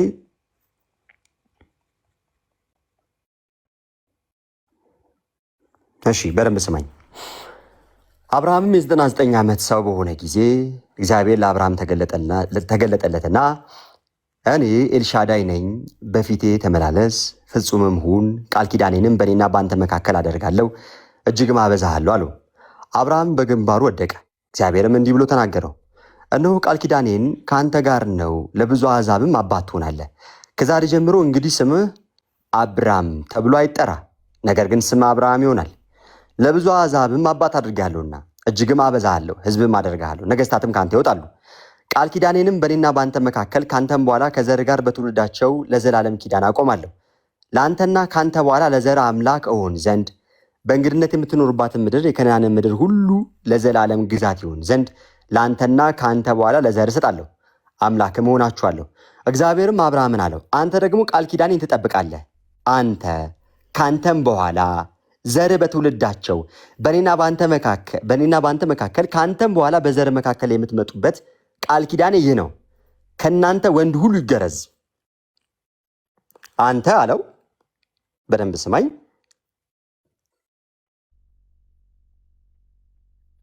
በኋላ በዘር መካከል የምትጠብቁት ቃል ኪዳኔ ይህ ነው፣ ከእናንተ ወንድ ሁሉ ይገረዝ። የቁልፍታችሁንም ስጋ ትገረዛላችሁ፣ በእኔና በእናንተ መካከል ላለውም ቃል ኪዳን ምልክት ይሆናል። የ8 ቀን ልጅ ይገረዝ አለ። ተመልከት፣ የሚገረዙት የእግዚአብሔር ሕዝብ ለመሆኑ አይደል ነው? አይደለም ወንድሜ? በዛን ሰዓት የአብርሃምን አምላክ ለመከተል ስርዓቱ ነው። አዎ። ስለዚህ የእግዚአብሔር ሕዝብ ለመሆን መገረዝ አለባቸው አይደል? እግዚአብሔር ስማይ፣ እስራኤል ሆይ ስማ፣ እግዚአብሔር አምላከ አንድ አምላክ ነው ምናምን የሚለውን ቃል ኮንፌስ ማድረግ አለባቸው አይደል? የእሱ ሕዝብ ለመሆን የ8 ቀን ልጅ መገረዙ ብቻ ነው የተጀመረው እኮ። የ8 ቀን ልጅ ግን ምን አውቆ ነው የእግዚአብሔር ሕዝብ የሚሆነው? ስለመገረዝ እኮ ስለሸለፈት እኮ ነው የሚያወራው እኮ። እዚህ ጋ እንዴ የሚገረዘው ምን ለመሆን ነው? አብርሃም ነው ኪዳን ውስጥ የሚቀላቅለው እኮ የኪዳኑ ወይም ደግሞ የዛ የኪዳኑ ጥላ ስር ውስጥ ለመግባት በዛ በኪዳን ውስጥ ለመገኘት መገረዝ አለባቸው የለባቸውም? ቤተሰቡ አምኖ ይገርዘዋል። ምኑ ቤተሰቡ ቢንጎ። ተመልከት፣ ቤተሰቡ አምኖ ምን ይለዋል? ይገርዘዋል። ይቀላቀለዋል። እንግዲህ እንደምታውቀው በእስራኤል ውስጥ እንግዲህ በግብፅ ውስጥ በነበረው በዛ ሁሉ መከራ ውስጥ እግዚአብሔር አምላክ እንግዲህ ቁጣውን ያሳርፋል እና ቁጣው በመጣበት ሰዓት ላይ የእስራኤል የሆኑ ወይም ደግሞ የእግዚአብሔር ሕዝብ የሆኑት በራቸው መቃ ላይ የበጉ እንደሚቀቡ ነበር አይደል? ፋሲካ ነገስ የቀቡ ሁሉ የበኩር ልጆቻቸውም ሆነ የቤተሰባቸው አካል ምንም አልተነካም አይደል? የዛ የበጉ ምልክት ወይም የደሙ ምልክት የሌለበት የበኩር ልጆቻቸውን አጥተዋል አላጡም? አጥተዋል። ልጆቻቸው አጥፍተው ነበር? አላጠፉም፣ ግን ኪዳን ውስጥ አልነበሩም። ወንድም በማጠፋት የማን ስራ? በማን ስራ ማለት ቤተሰቦቻቸው የሰጣቸው ኪዳን ውስጥ አልገቡም። በወላጆቻቸው አይደል? አዎ፣ ለነሱም ለእስራኤል ለግብፃውያን አልተሰጠም። አዎ፣ ተመልከት። አሁን የሐዋርያት ሥራ ምዕራፍ 2 ላይ እንንጣና ከዛ ወደ ቅዱስ ጳውሎስ መልእክትም እሄድልሃለሁ። የሐዋርያት ሥራ ምዕራፍ 2 ከቁጥር 38 ጀምሮ እንደዚህ ይላል። ተመልከት። ጴጥሮስም ንስሐ ግቡ፣ ኃጢአታችሁም ይሰረይ ዘንድ እያንዳንዳችሁ በኢየሱስ ክርስቶስም ተጠመቁ። ኃጢአታችሁም ይሰረይ ዘንድ ምን አድርጉ አለ? ተጠመቁ። በኢየሱስ ክርስቶስም ተጠመቁ። የመንፈስ ቅዱስንም ስጦታ ትቀበላላችሁ። ምን ያደረጉ ሰዎችን? ቆይ ልነግርህ ነው እኮ። የመንፈስ ቅዱስንም ስጦታ ትቀበላላችሁ። የተስፋው ቃል የተስፋ ቃል ሕይወት ነው አይደል? ለእናንተና ለልጆቻችሁ። ለማንና ለማን? ለእናንተና ለልጆቻችሁ። ያ የተስፋ ቃል ለልጆቻቸውም ነው አይደለም? ነው። ኦኬ። እሺ አለው። ኦኬ። አዎ መታል ተመልሳል። ስለዚህ ተስፋው ለማንና ለማን ነው ወንድሜ? የተስፋ የሚቀጥለው ተስፋ ለልጆቻቸው ለእነሱ የሚቀጥል ኪዳን ነው። ለእነርሱ ለልጆቻቸው። በደንብ ተመልከት። ቆላስይስ ላይ ሰማኝ በደንብ። ቆላስይስ ምዕራፍ 2 ከቁጥር 6 ጀምሮ እንደዚህ ይላል። እንግዲህ ጌታን ክርስቶስ ኢየሱስን እንደተቀበላችሁ በእርሱ ተመላለሱ። አስቀድሞ በነበረው ነገር ምን ብዬ ነበረ ብያለሁ? አስቀድሞ የዛ ኪዳን አባል ወይም ደግሞ በዛ ኪዳን ጥላ ውስጥ ለመግባት ወንድ ሁሉ በስንተኛው ቀን መገረዝ አለበት? በ8ኛው ቀን። በዛ ጥላ ውስጥ ያለ የእስራኤል ይሆናል ወይም ደግሞ የእግዚአብሔር ሕዝብ ይሆናል አይደል? የእግዚአብሔር ሕዝብ ካልሆነ ደግሞ የተስፋው ቃል ኪዳን ተካፋይ አይሆንም አይደል? የ8 ቀን ልጅ ደግሞ ምንም አያውቅም አይደል? በማን አልኩ? ወገን መሆን የሚችለው የዛ እምነት ተከታይ መሆን የሚችለው በማን ምክንያት? በአብርሃም በቤተሰቦቹ ምክንያት። አብርሃም በ8ኛው ቀን የተገረዘው አይደለም። አየ አብርሃም አምላኩን ያወቀ ሰዓት እናም ደግሞ የአምላኩን ደግሞ ቃል ኪዳን ተቀብሎ ደግሞ በእርሱም ላይ በቤቱ ላይ ባሉት ሁሉ በባሪዎቹም ሳይቀር ተፈጻሚ ያደርጓል። ተመልከት። እሺ በማን ምክንያት? በወላጆች ምክንያት ያልከኝ እንዳረሳ።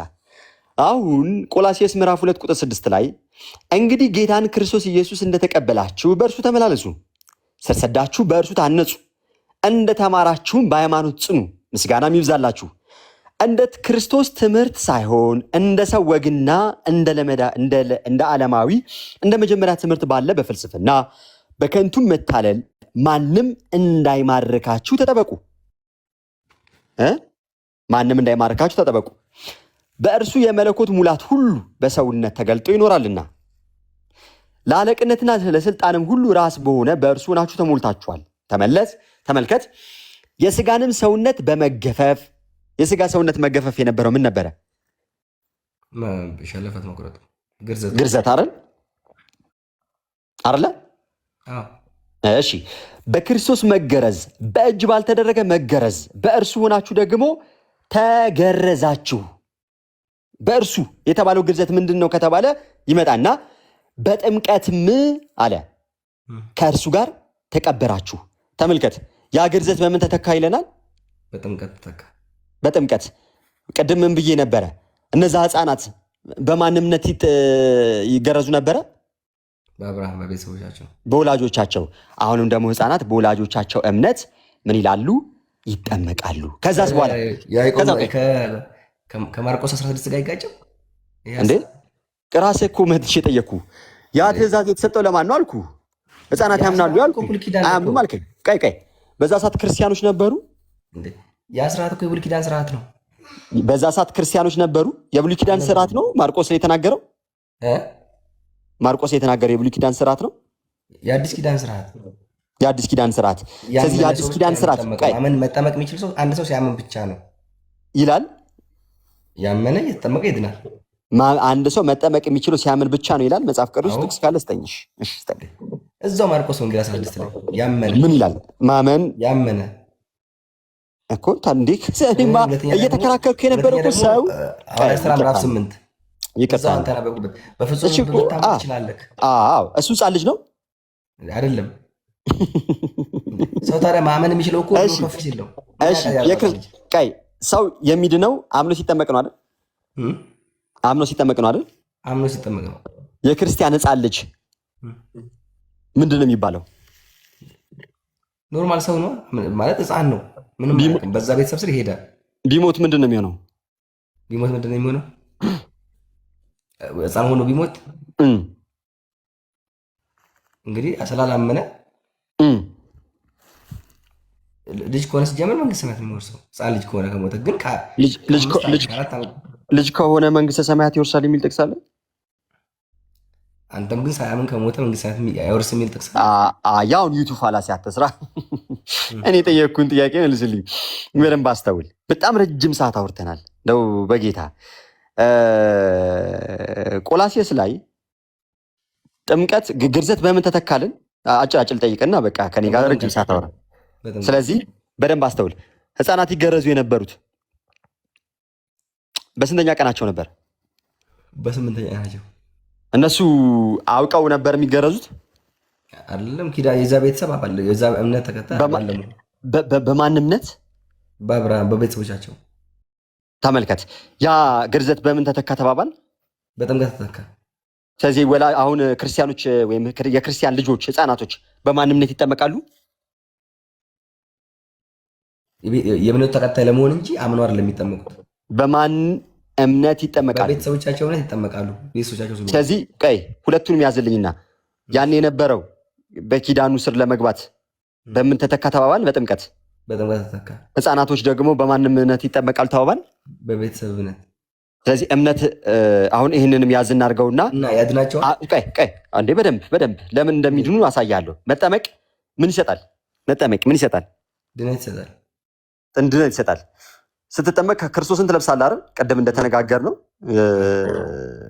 ስትጠመቅ ከክርስቶስ ከሞትና ከትንሣኤው ጋር ትተባበራለህ አይደል? እሺ እምነት ደግሞ እያደገ የሚመጣ ነው አይደል? ከእውቀት ጋር። ስለዚህ ህፃናቶችም እያደጉ እየመጡ ምን እያደረጉ ክርስቶስ ኢየሱስን ጌታቸውን አባታቸውን እያወቁ እያደጉ እንዲመጡ ይደረጋሉ። በቤተክርስቲያን ስርዓት ክርስትና እናትና ክርስትና አባት ሲባል ሰምተህ ታውቃለህ? እሺ ሰምቻለሁ። አገልግሎቱ ምን ይመስላል? አይ ዶንት ኖ አላውቅም። አታውቅም? እንድነግርህ ትፈልጋለህ? ንገረኝ። እሺ የሆነውን ስሙን ሳይሆን እየሆነ ያለውን ነገር እንድትነግረኝ እፈልጋለሁ። እንደዛ ነው የምነግርህ የእኔ አባት በሱዬ። ጌታ ደግሞ ልቡናን ያብራልህ። እንቀጥል። እሺ ክርስትና አባት ማለት ትርጉሙ ወይም ደግሞ ዓላማው ሀሳቡ እንደው የሆኑ ሰዎች ተዛምደው ምናምን ነገር መቀራረቢያ ምናምን አይደለም። ትልቁ ዓላማውና ሀሳቡ ያ ሰው በእግዚአብሔር መንፈስ ሆኖ የጸጋው ተካፋይ ሆኖ ጌታን እያወቀውና ክርስቶስ ወደ መምሰል እንዲያድግ የሚረዳው ማለት ነው። የሃይማኖትን ምግብ የሚመግበው ማለት ነው። እርሱን ማንን? ጌታውን ማንን? አባቱን አምላኩን ክርስቶስን እያወቀ እንዲመጣ የሚረዳው። እሺ ይሰማል? ድምፄ ይሰማል? እሺ። ስለዚህ ሃይማኖትን እያወቀ እንዲመጣው የሃይማኖት መጋቢው ነው ማለት ነው።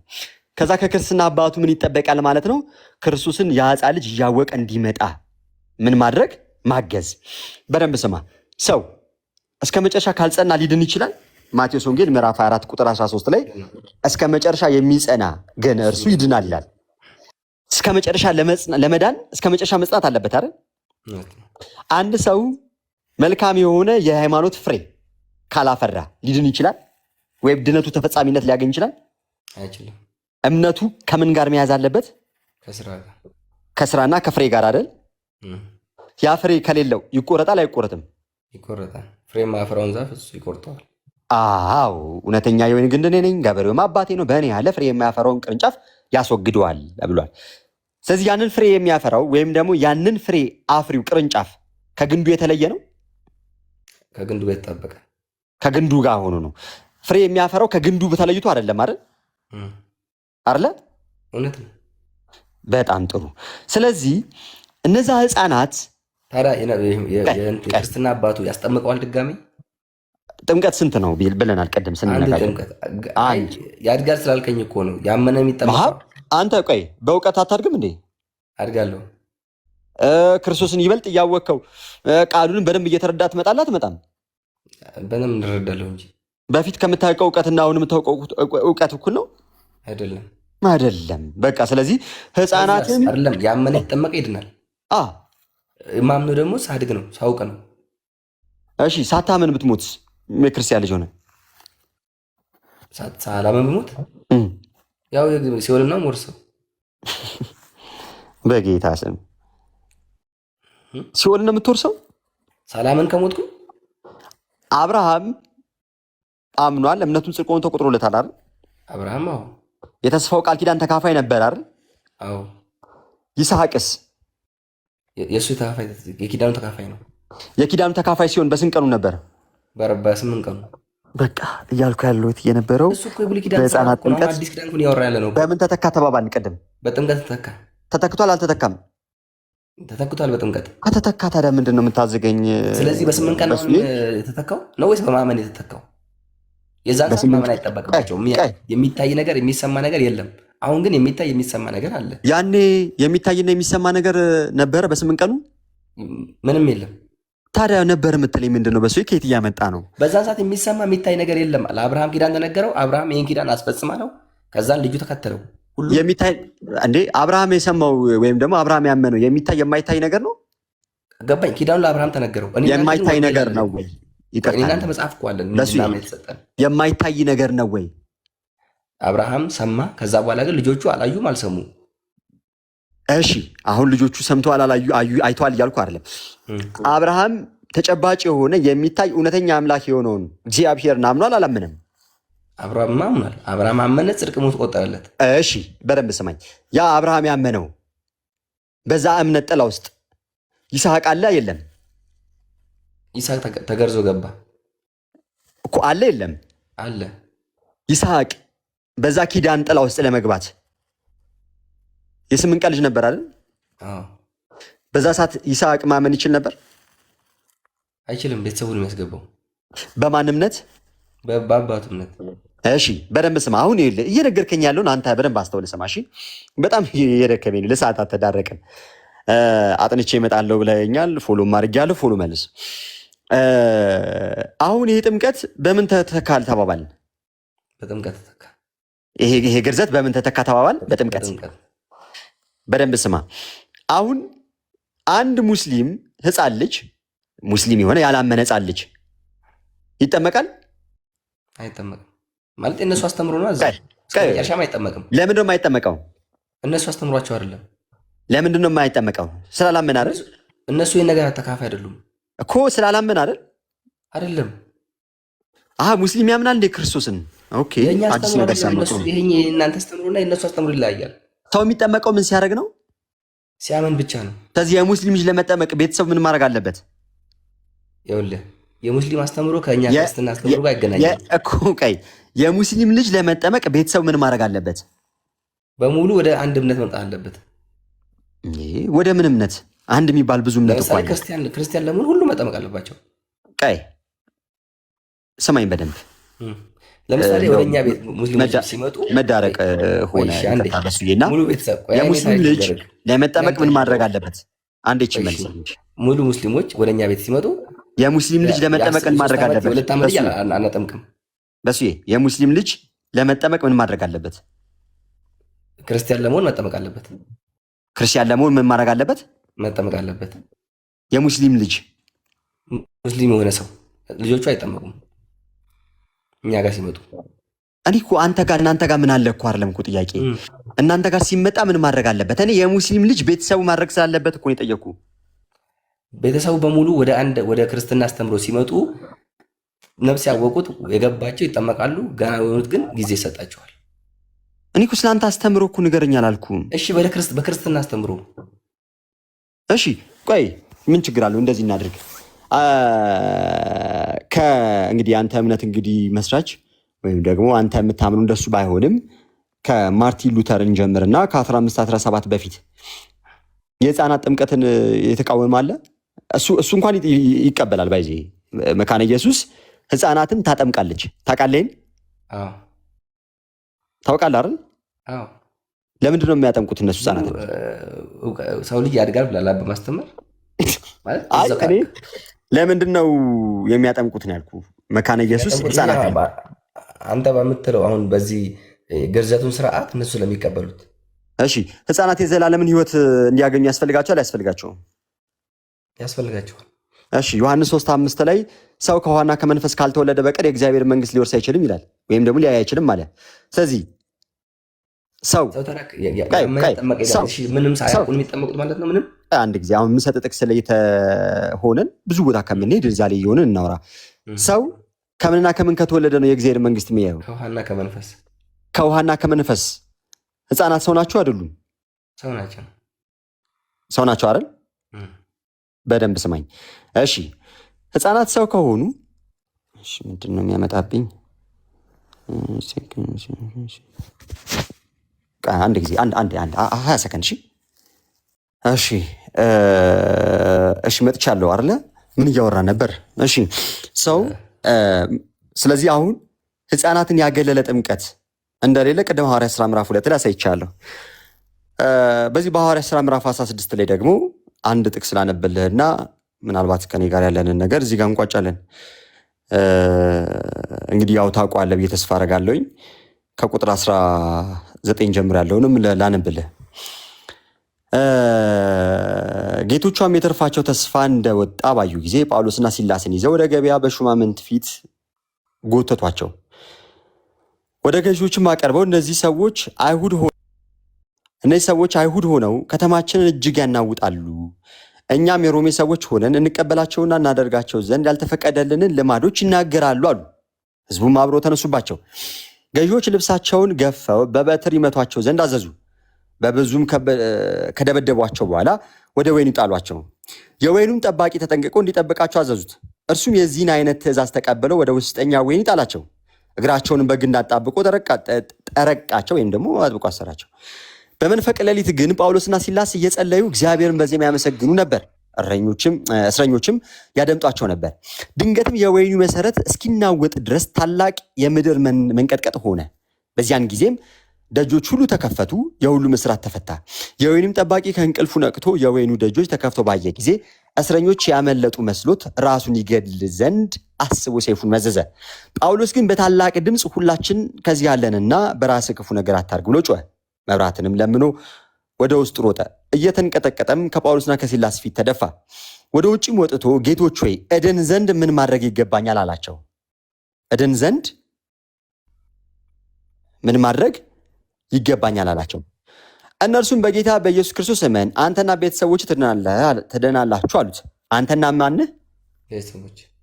አንተና ማንህ? ቤተሰቦች ትድናላችሁ። ለእርሱና በቤቱም ላሉት ሁሉ የእግዚአብሔርን ቃል ተናገሯቸው። በሌሊትም በዚያች ሰዓት ወስዶ ቁስላቸውን አጠበላቸው። ያን ጊዜውንም እርሱ ከቤተሰቦች ሁሉ ጋር ተጠመቀ። ከማን ጋር ተጠመቀ? ከቤተሰቦች ሁሉ ጋር። እሺ እዚህ ውስጥ ህፃናት ሊኖሩ ይችላሉ አይችሉም? ሊኖሩም ላይኖሩም ይችላሉ። ላይኖሩ ይችላሉ ብለህ ለምትለው የሚደግፍ ሀሳብ ይኖራል? ይኖራሉ የሚል ደግፍ ሀሳብ የለማ። ምክንያቱም ቤተሰብ ተብሏላ። ከቤተሰቦች ሁሉ ነው የሚለው። ከቤተሰቦቹ ሁሉ ነው የሚለው። ቤት ውስጥ ካሉ ሰዎች ሁሉ። ለምሳሌ እኔ ቤተሰብ ጋር ብመጣውን ልጅ የለም። አንተ ምንድን ነህ? ቤተሰብ ልጅ ነህ አይደል? ልጅ ማለት እድሜ ልጅ አይደለማ፣ ለማወቅ ለመረዳት የደረስኩ ነኝ። እሺ አንተ ልጅ ነህ አይደል? ለቤተሰብ ልጅ ትባላለህ። ኦኬ አሁን እኛ ቤተሰብ ጋር ስትመጣ ደግሞ ህፃን ልጅ አለ። አንተ የወይኑ ጠባቂ ነህ? የወይኑ ጠባቂ ነህ ፓፓ? ማለት ጠበቃ ነበር እኮ የወይኑ የእስር ቤቱ ጠበቃ ነበር ካንተ? አልነበርኩም። ስለዚህ አንተን ምሳሌ ልሰጥ አትችልም ማለት ነው። ስለዚህ በእሱ ሀሳብ ላስጠመቃቸው ምንም ሳይነግራቸው እንዴ አልሰማኝም። ምንም ሳይነግራቸው አላለም። ምን አለ? በጌታ በኢየሱስ ክርስቶስ እመን አንተና ቤተሰቦች ትድናለህ አሉት። ለእርሱና በቤቱም ላሉት ሁሉ የእግዚአብሔርን ቃል ተናገሯቸው። ለእርሱና በቤቱም ላሉት ተናገሯቸው። እዚህ ጋር የተሰመረበት ቃል ለእግዚአብሔር ቃል የእግዚአብሔርን ቃል ተናገሯቸው። ለልጆቹ አሁን ለህፃናቶቹ ምንድን ነው የሚነገራቸው? ለ40 ቀን ህፃናት ተናገሯቸው የሚል አለ እዚህ ጋር። የእግዚአብሔርን ቃል በቤቱ ላሉ በሙሉ ነገሯቸው፣ በቤቱ ላሉ ሁሉ። ስለዚህ እዛ ውስጥ እንደዚህ ያህል ህፃናት እንደዚህ ያክል እድሜ ያላቸው ምናምን የሚል አለ። ይህ ሀሳብ ግልጽ ሆኖ ስላልተቀመጠ ማስረዳ እኮ ግልጽ ሆኖ ካልተቀመጠ የቤተሰቦች ሁሉ ሰዎች እንደሚጠመቁ ላሳይ ነው። ማነው ያመነው ግን እዚህ ጋር? የወይኑ ጠባቂ ነው አይደለም? ቃሉን ከተነገራቸው በሙሉ ቤተሰብ በሙሉ አመነ። ያመነው እመን አንተ የቤተሰብ የለበት። ስማ፣ በጌታ በኢየሱስ ክርስቶስ እመኑ ነው ወይስ እመን ነው የሚለው? አንተና ቤተሰቦች ትድናላችሁ። ተመልከት፣ በእርሱ እምነት ማን ይድናል? ቤተሰቦቹም ሁሉ። ከዛስ ለእርሱና በቤቱም ላሉ ሁሉ ደግሞ የእግዚአብሔርን ቃል አካፈሏቸው፣ ተናገሯቸው። በሌሊትም በዛ ሰዓት ወስዶ ቁስላቸውን አጠበላቸው። ከዛስ ያን ጊዜውንም እርሱ ከቤተሰቦች ሁሉ ጋር ተጠመቀ ይላል። ስለዚህ መጽሐፍ ቅዱስ በግልጽ ይህንን ይናገራል ማለት ነው። ስለዚህ እዚህ ጋር ጥያቄ አለኝ። ተጠመቁ፣ ከዛን በእምነት ያድጋሉ። ስለዚህ ጥምቀት ፕላስ እምነት ነው የሚሆነው ማለት ነው። አሁን በዚህኛው አስተምሩ ጥምቀት ፕላስ፣ ለምሳሌ መጽሐፍ ቅዱስ ጥምቀት ፕላስ እምነት ብሎ ያስቀመጠበት ቦታ አለ። ጥምቀት ፕላስ እምነት ብሎ ያስቀመጠበት፣ መጀመሪያ ጥምቀትን አስቀድሞ እምነት ያደረገበት ቦታ አለ። ኦኬ፣ ይቻላል። የማቴዎስ ወንጌል ልሂድ ምዕራፍ 28።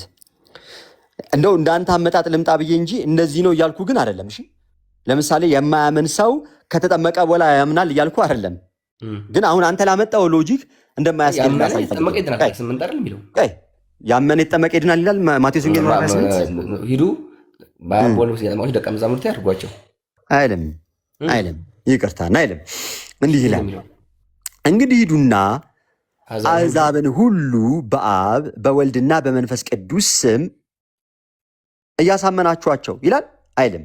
ስማ፣ ሂዱና አሕዛብን ሁሉ በአብ በወልድና በመንፈስ ቅዱስ ስም እያጠመቃችኋቸው። እዚህ ጋር ምን ቀደመ? ጥምቀት። ስለዚህ እንዳንተ አባባል ከሆነ ተሳስተዋል ማለት ነው። እዚህ ጋር ያለው ነገር ስማ፣ እያጠመቃችኋቸው ያዘዝኳችሁንም ሁሉ እንዲጠብቁ እያስተማራችኋቸው አለ። ማስተማር ከጥምቀት በኋላ ነው የመጣው ማለት ነው። እንዳንተ አባባል ከሆነ እዚህ ጋር ስህተት ነው ማለት ነው። መጽሐፍ ቅዱስን አየው በራስህ እንዲሁ እንደው ፈልገህ አምጥተህ አገናኝተህ ምናምን የምታሰናስነው ነገር አይደለም። ስትረዳ አውዱን መረዳት ነው ያለብህ። ሰው ለመጠመቅ ማመን አለበት። አዎ ኢትዮጵያዊ ጃንደረባ ቅድም አሳየው። ምክንያቱም ምን ስለነበረ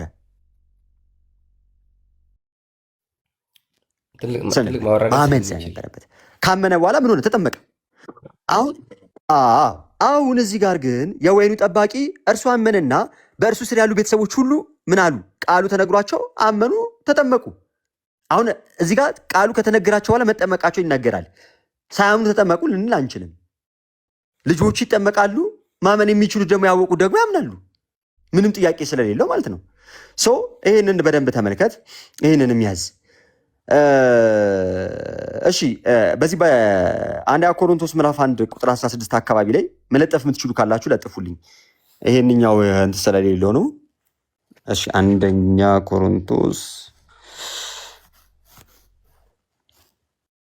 እሺ፣ በደንብ ስማኝ። እሺ፣ አውዱን በደንብ እንድታገኘው ከቁጥር 10 ጀምሮ ላነብልህ። ስማኝ።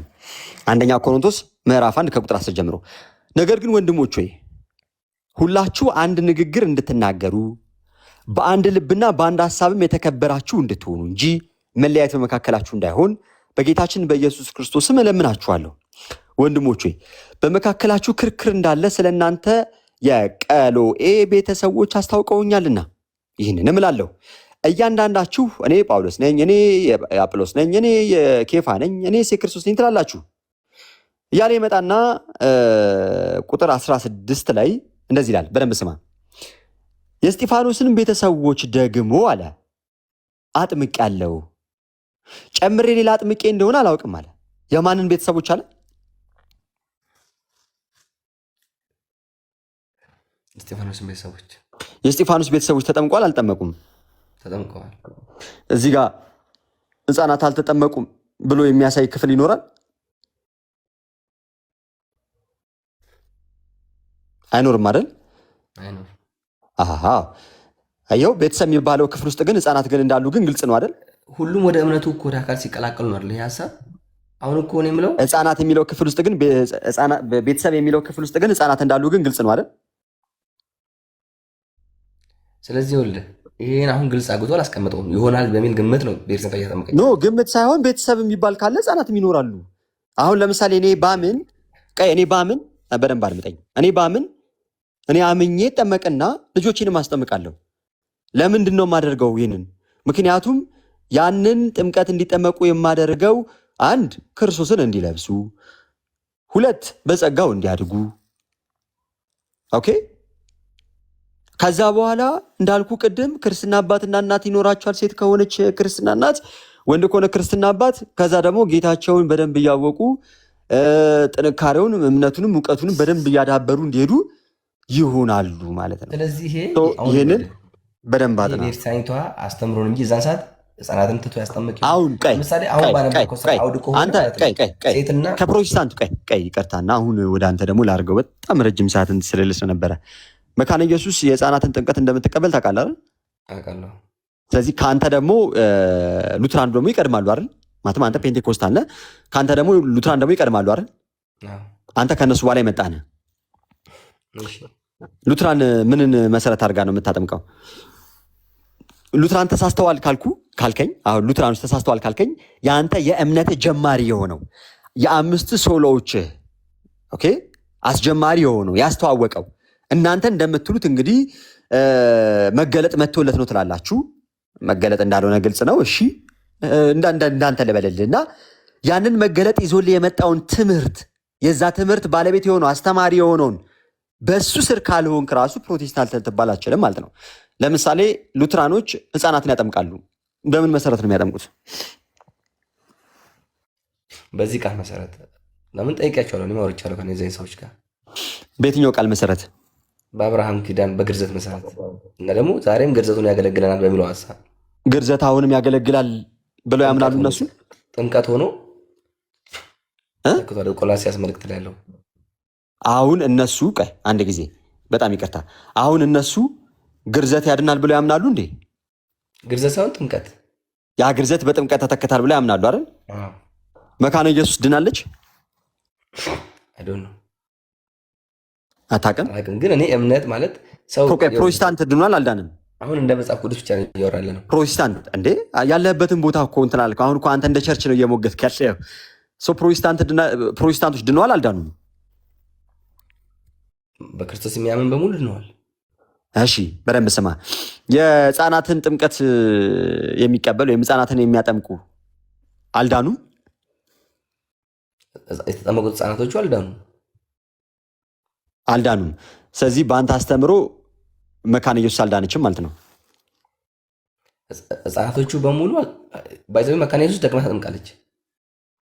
በአንተ አስተምሮ ያሬዶን ለምን ወጣ? ና ያሬዶ ግባ። የረጅም ደቂቃ ወርቻለሁ ነው። አንድ ጊዜ ምን መካነ ኢየሱስ ስለማጥመቋ ነው? ድጋሜ ታጠምቃቸዋለች መካነ ኢየሱስ ድጋሚ። አውጣ ማስረጃ አውጣና ሳይ።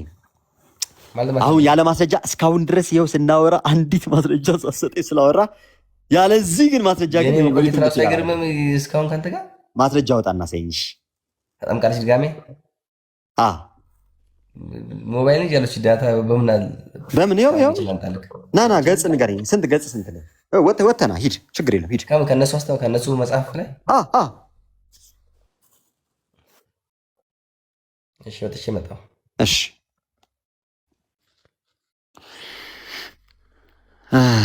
እሺ። እና እንዴት ናችሁ እናንተ ሰዎች?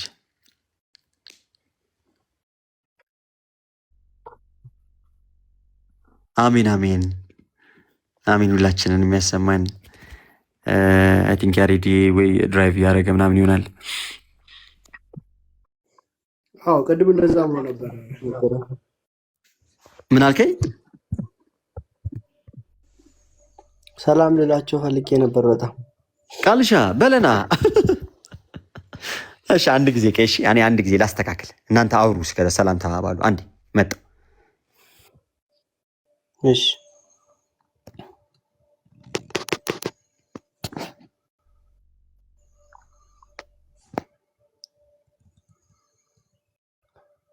ወጡ እንዴ መዝሙነ ፓፓ?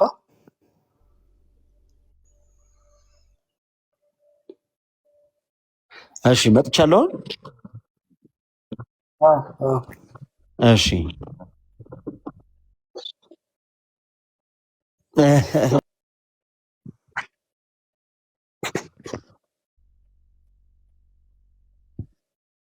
እዚህ ላይ ግን ማለት ነው ልጁ የሚከራከረው ላይ ህፃናት 14 ላይ የሚያምኑት ነገር አለ እንዴ? ሌላ የሚያምኑት ነገር እኮ የለም። ለሚከራከርና በሌላ አምልኮ ስር ላለ ነው እንዲያምን ክርክር የሚያስፈልገው፣ ትምህርት የሚያስፈልገው። ህፃናት ቀድሞውኑስ ወደ እኔ ይመጡ ንጹህ ናቸው ይሌለ እንደ ራሱ ክርስቶስ። ስለዚህ ወደ እኔ ይመጡ ዘንድ አትከልክሏቸው ይላል 14 ላይ። ስለዚህ ቀድሞውኑም በሌላ እምነት ስር ስለሌሉ መንግስተ ሰማያት እንደነሱ ላለሽ ናትና ስላለ ግዴታ በአብርሃም ምትክ በተተካው በአዲስ ጥምቀት በሱ ጥምቀት ስር ተጠምቀው የክርስቶስ ልጅ ይሆናሉ። ስለዚህ ምንም እኮ ይሄ ጥያቄ የለውም፣ እንደው ልብ ሲዘጋ እንጂ።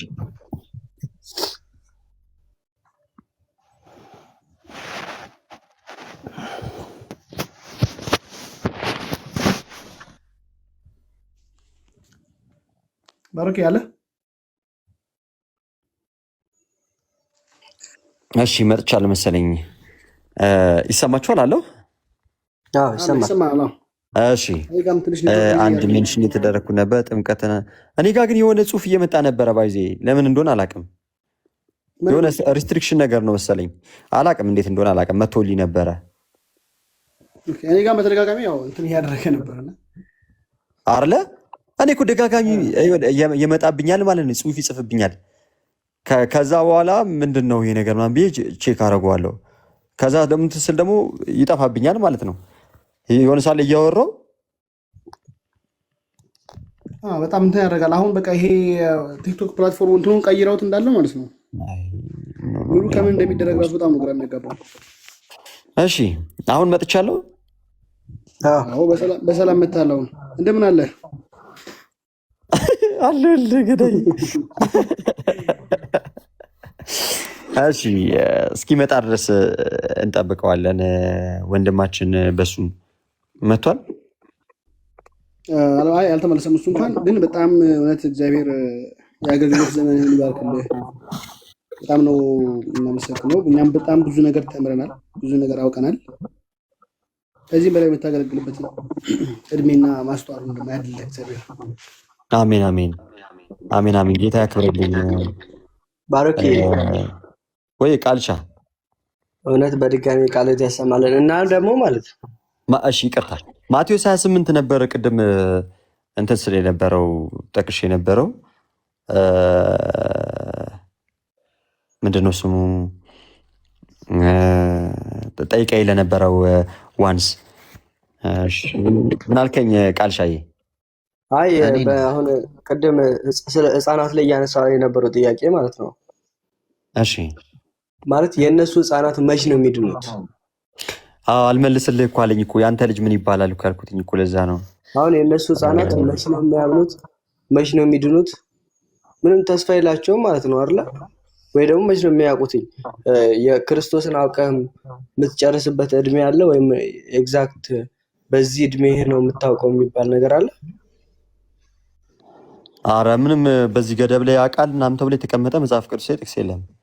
በዚህ ያ ብቻም ሳይሆን ባሮኬ በቤተክርስቲያናቸው አስተምህሮ ራሱ ወይ ደግሞ በእነሱ በቸርቻቸው አስተምህሮ ራሱ ማለት ነው እንትን የላቸውም ማለት ገደብ ሊሚት የላቸው። ለምሳሌ አሁን እኛ አንድ ክርስቲያን ሲሆን ምን አምኖ ነው ክርስቲያን የሚሆነው የሚለው ነገር መሰረታዊ የሆነ የቤተክርስቲያን ትምህርት አለ። በእነሱ ዘንድ እንዲህ ያለ ነገር እንኳን ሳይቀር የለም። አንድ ሰው ክርስቲያን ለመሆን ምን አምኖ ነው ክርስቲያን የሚሆነው ሲባል በቃ በክርስቶስ ኢየሱስ አምኖ የሚልን ድፍን ያለን የሆነ አይነት ነገር ነው የሚያነሱት። በዝርዝር ግን ሰው ይሄን ነገር ማወቅ አለበት፣ ይሄን ነገር ማወቅ አለበት፣ ይሄን ነገር ተረድቶ ነው ክርስቲያን የሚሆን የሚል የተነጠለ ትምህርት የላቸውም በጭራሽ ማለት ነው። ታዲያ እንዲህ ያለ ነገር በሌለበት መንገድ መቼ ነው በየትኛው እድሜ ነው በየትኛው እውቀት ልክ ሲሆንስ ነው ተጠምቆ የእውነትም ክርስቲያን መሆን የሚችለው? በእነሱ አስተምሮ በጣም ቢመለስልኝ ብዬ የማስበው እሱ ነበር። ያው ምናልባት እሱም ደግሞ ዲግሪ ያለው ባሮክ የሚገርምህ በጣም የተወደደ ወንድማችን ነው። በጣም ነው የሚያሳዝነው። ባሮክ ደግሞ ማለት ነው ሌላ በትንቢት እኔ ቃሉን ቦታው የት እንደሆነ ባላስታውሰውም ማለት ነው ከህፃናትና ከሚጠቡት አፍ ምስጋናን አወጣለሁ የሚል የተነገረ ትንቢት እንዳለ አለ። ምናልባት ትክክል ቢሆን ባሉን አላውቅም። ይሄ አሁን ምን ማለት ነው? አሁን ይሄ ራሱ ከሚጠቡና ከህፃናት አፍ ምስጋናን አወጣለሁ ይላል። በትንቢት መልክ የተነገረ ነው። ህፃናት ታዲያ የሙስሊም ህፃን ልጅ ነው ምስጋና ክርስቶስን የሚያመሰግነው ወይስ የአህዛብ ልጅ ነው ክርስቶስን ምስጋና አውጥቶ የሚያመሰግነው? በዛ ማህበረሰብ በዛ ቤተሰብ ባመነ ቤተሰብ ውስጥ የተጠመቀ ልጅ ከሆነ ነው እንጂ። ስለዚህ ይሄ ቃል ራሱ እንዴት ይታያል? ብቻ ምናልባት እነኚህ ነገሮች ዲፋይን ማድረግ የሚችል ፕሮቴስታንት ቢኖር ኖሮ ጥሩ ነበር። አሰታይም ግን በዚህ ነገር ላይ እንትን ማድረግ የሚችል ያለ ማለት ሃይማኖትን ፕሩቭ ማድረግ የሚችል ጴንጤም የለም ማለት ለመናገር ይሁን። እስቲ ለማንኛውም ሰላም እንበላቸው። ሎዛ፣ ሄሩ፣ የመሲሁ ልጅ ኦርቶዶክስ ሁላችሁም እንደምን አላችሁ? እንኳን ደህና መጣችሁ ብያለሁ። እስቲ አንዴ ኮፒ ሊንክ እናድርገው። በጣም እንትን እያደረገኝ ነው፣ እኔ ጋር ራሱ እያዛገ ነው። ይሰማል? አዎ ይሰማል። ቅድም የአሁኑን ጥቅስ እስቲ አውጣተኝ። ከሚጠቡትና ከህፃናት ምስጋናን አወጣለሁ። መዝሙረ ዳዊት ምዕራፍ 2 አካባቢ ላይ ነው የሚገኘው። ከቁጥር 8 ወር 9 ላይ እስኪ አውጡትና ቼክ አድርጉት። እንግዲህ ዳዊት ማለት እንዳለ የትንቢት መጽሐፍ ነው። ስለዚህ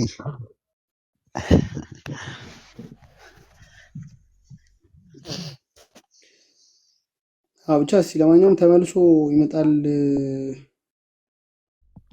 ወይ እሷን ጥያቄ ነው። እና ባሮኬ እስኪ ለማንኛውም ገዝተ ያሉት ሁሉም ሰላም በላቸው። አንተን ሰላም ሊሉም ጭምር ይገባሉ።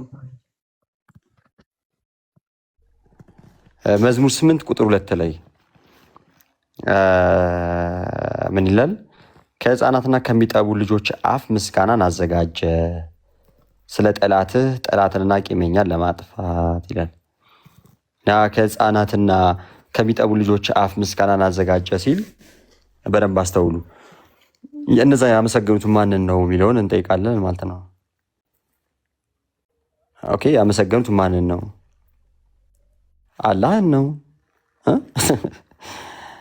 ሌላ ጣዖትን ነው?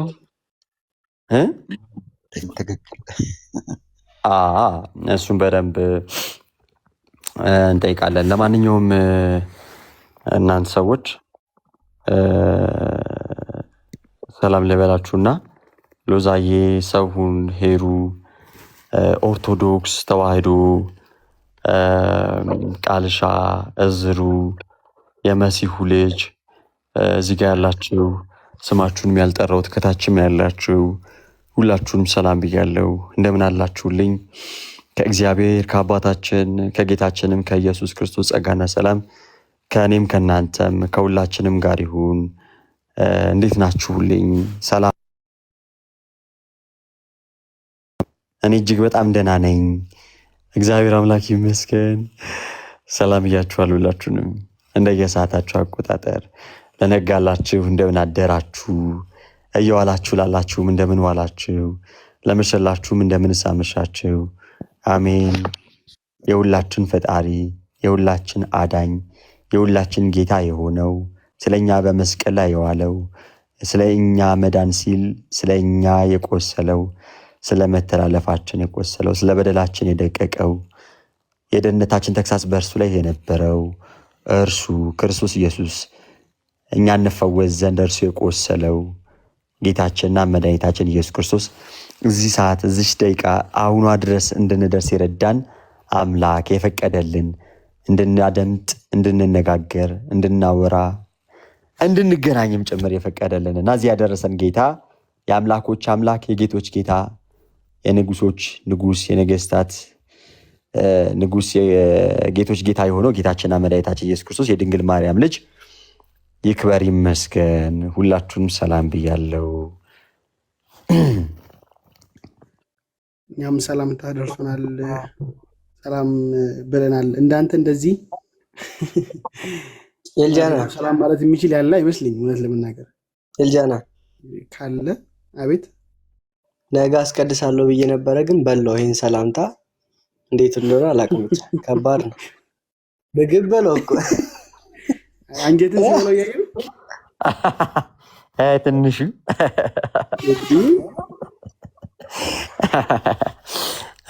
ያበደ እውነት። ሌላው ቢቀር እኮ መምላክን እንደ ሰላምታ ራሱ እኮ ትምህርት ነው። በጣም ትልቅ ትምህርት፣ ደስ የሚል ብዙ ነገር ከውስጡ የምታገኝበት ነው። ጌታ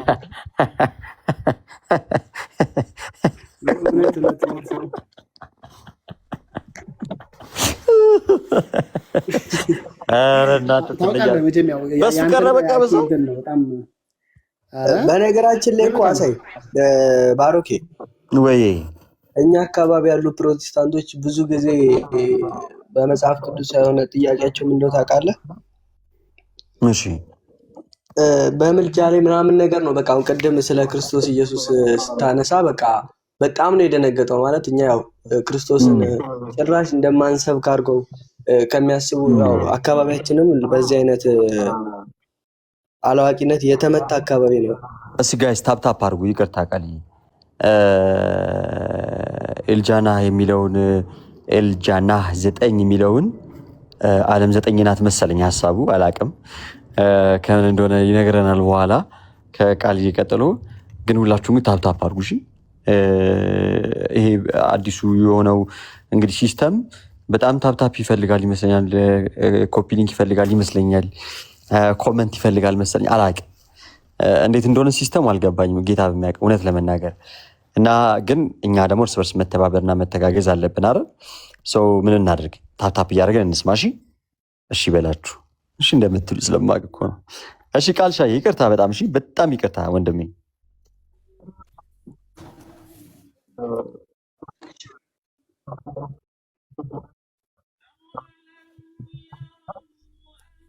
ኧረ አቆይለ እንደ ምን ሁሌ ስናወራ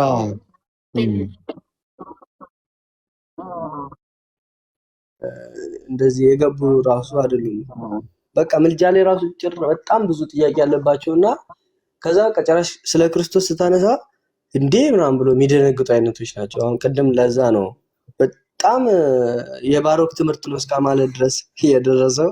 ለዛ የቅድሙ በሱ በጣም ባይዜ መስኪን ልጅ ነው፣ ደስ የሚል ልጅ ነው። በጣም በጣም መጀመሪያ አካባቢ ላይ ትንሽ እንደ መድረቅ ነገር ብሎ ነበር እንጂ የሆነ ሰዓት ላይ ቢያንስ ጥቅሱ ምን እንደሚል እያመነ ነበርና ጌታ ይርዳው። ባይዜ እኔ የምሬን ነው የምላችሁ።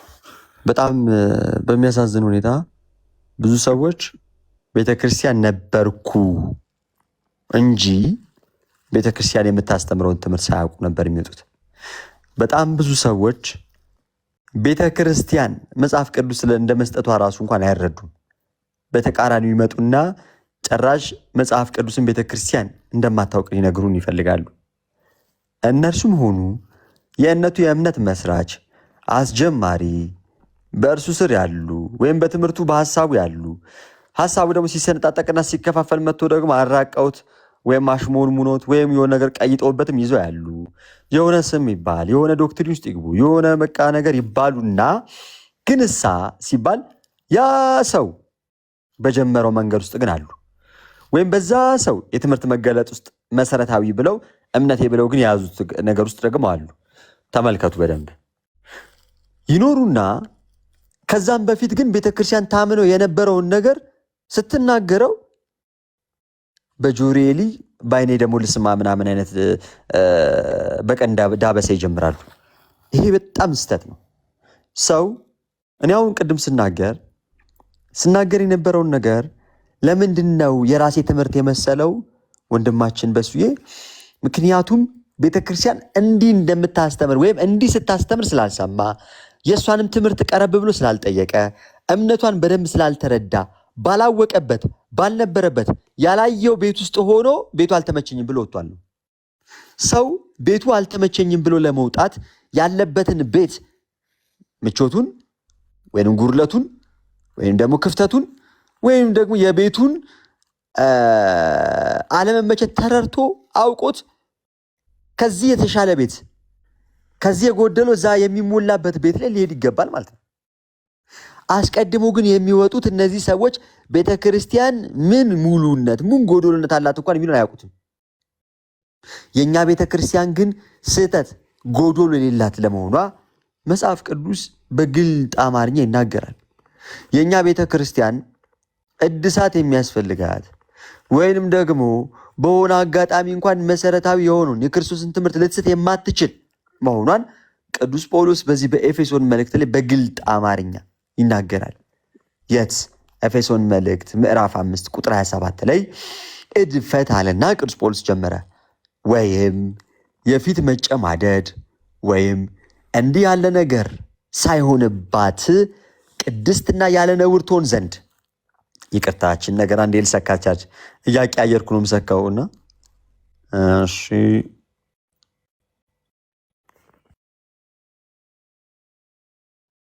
ተመልከቱ። እድፈት ወይም የፊት መጨማድ ወይም እንዲህ ያለ ነገር ከቶ ሳይሆንባት አለና እድፈት አለ ስህተት ወይም የፊት መጨማደድ ወይም እርጅና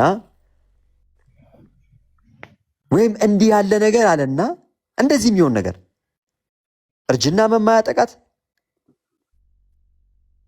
በክርስቶስ ትምህርት ላይም ደግሞ ስህተት ማያገኛት ትሆንና ቅድስትና ያለ ነውር ትሆን ዘንድ አለ። ተመልከቱ። ቅድስት ሆና በደሙ ተቀድሳ ከክርስቶስ ከጎኑ ተገኝታ በመንፈስ ቅዱስ ደግሞ ታተማና በእርሱ ደግሞ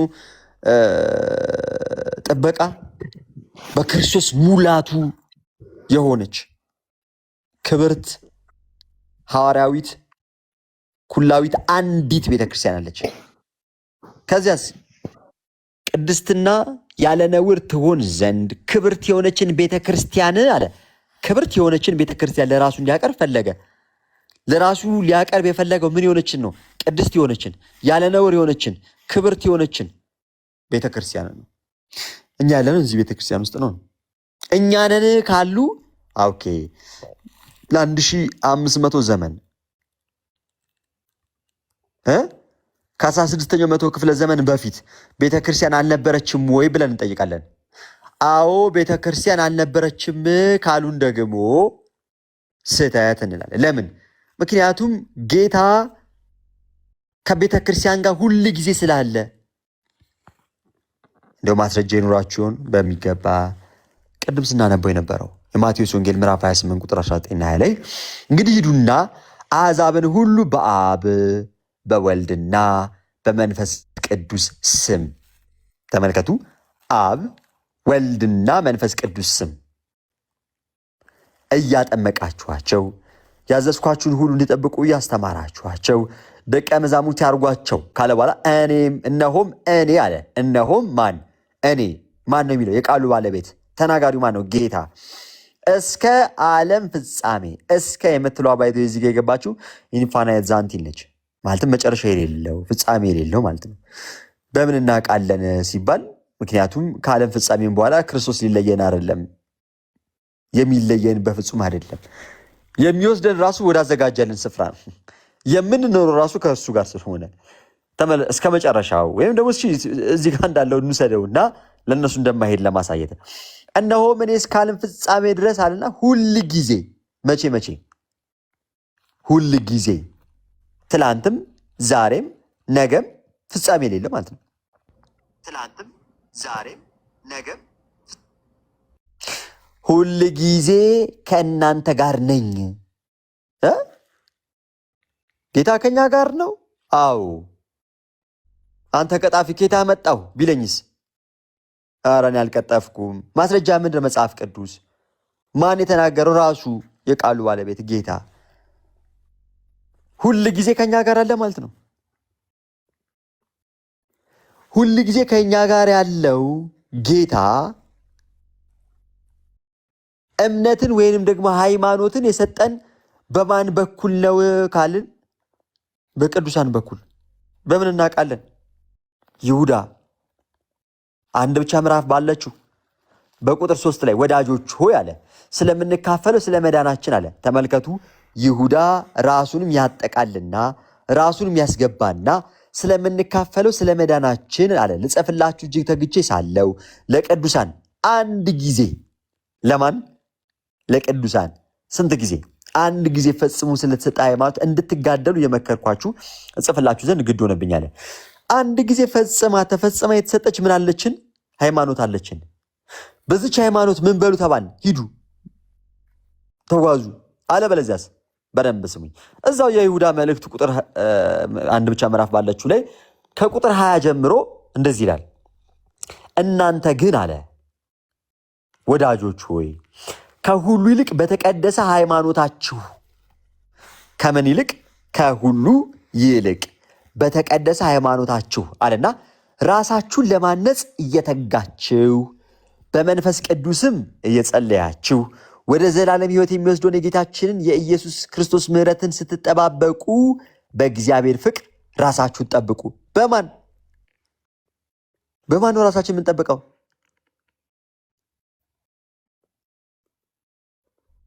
ከሁሉ ይልቅ በተቀደሰ ሃይማኖታችን ራሳችን ለማነጽ እየተጋን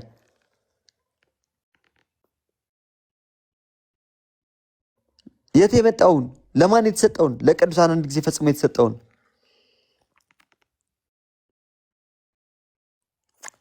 መጽሐፍ በግልጥ ይናገራል። ቁጥር 24 ላይ ዝቅ ስትሉ ሳትሰናከሉም እንዲጠብቃችሁ አለ።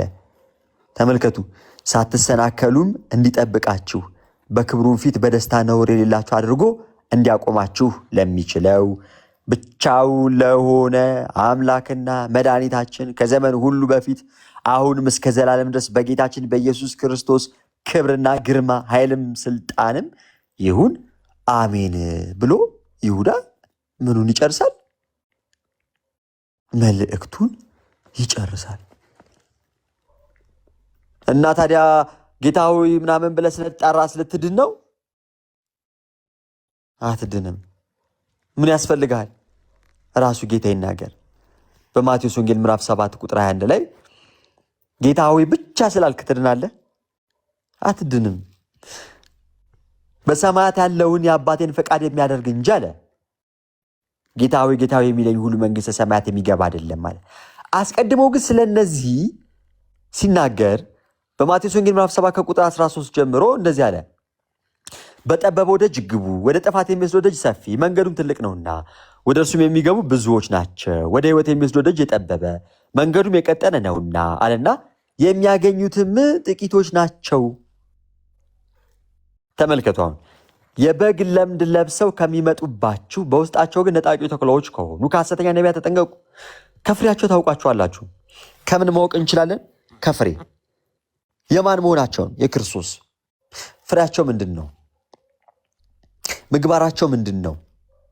በክርስቶስ ስም ወንድና ወንድን ማጋባት ይሄ የክርስቶስ ነው ሊባል ይችላል ወገኖች? ፍሬያቸው ወይም ተግባራቸው ምንድን ነው? አንዴ ጸድቀናልና ስለዚህም ጽድቅ ስለማይወሰድ እንደፈለክ ብትሴስን ብትኳትን ምን አትሆንም? በፍርድ ወንበር ፊት አትቆምም። መጽሐፍ ግን ማንም የዘራውን ያንኑ ደግሞ ያጭደዋል ይላል። እነርሱስ ማጨድ የለም።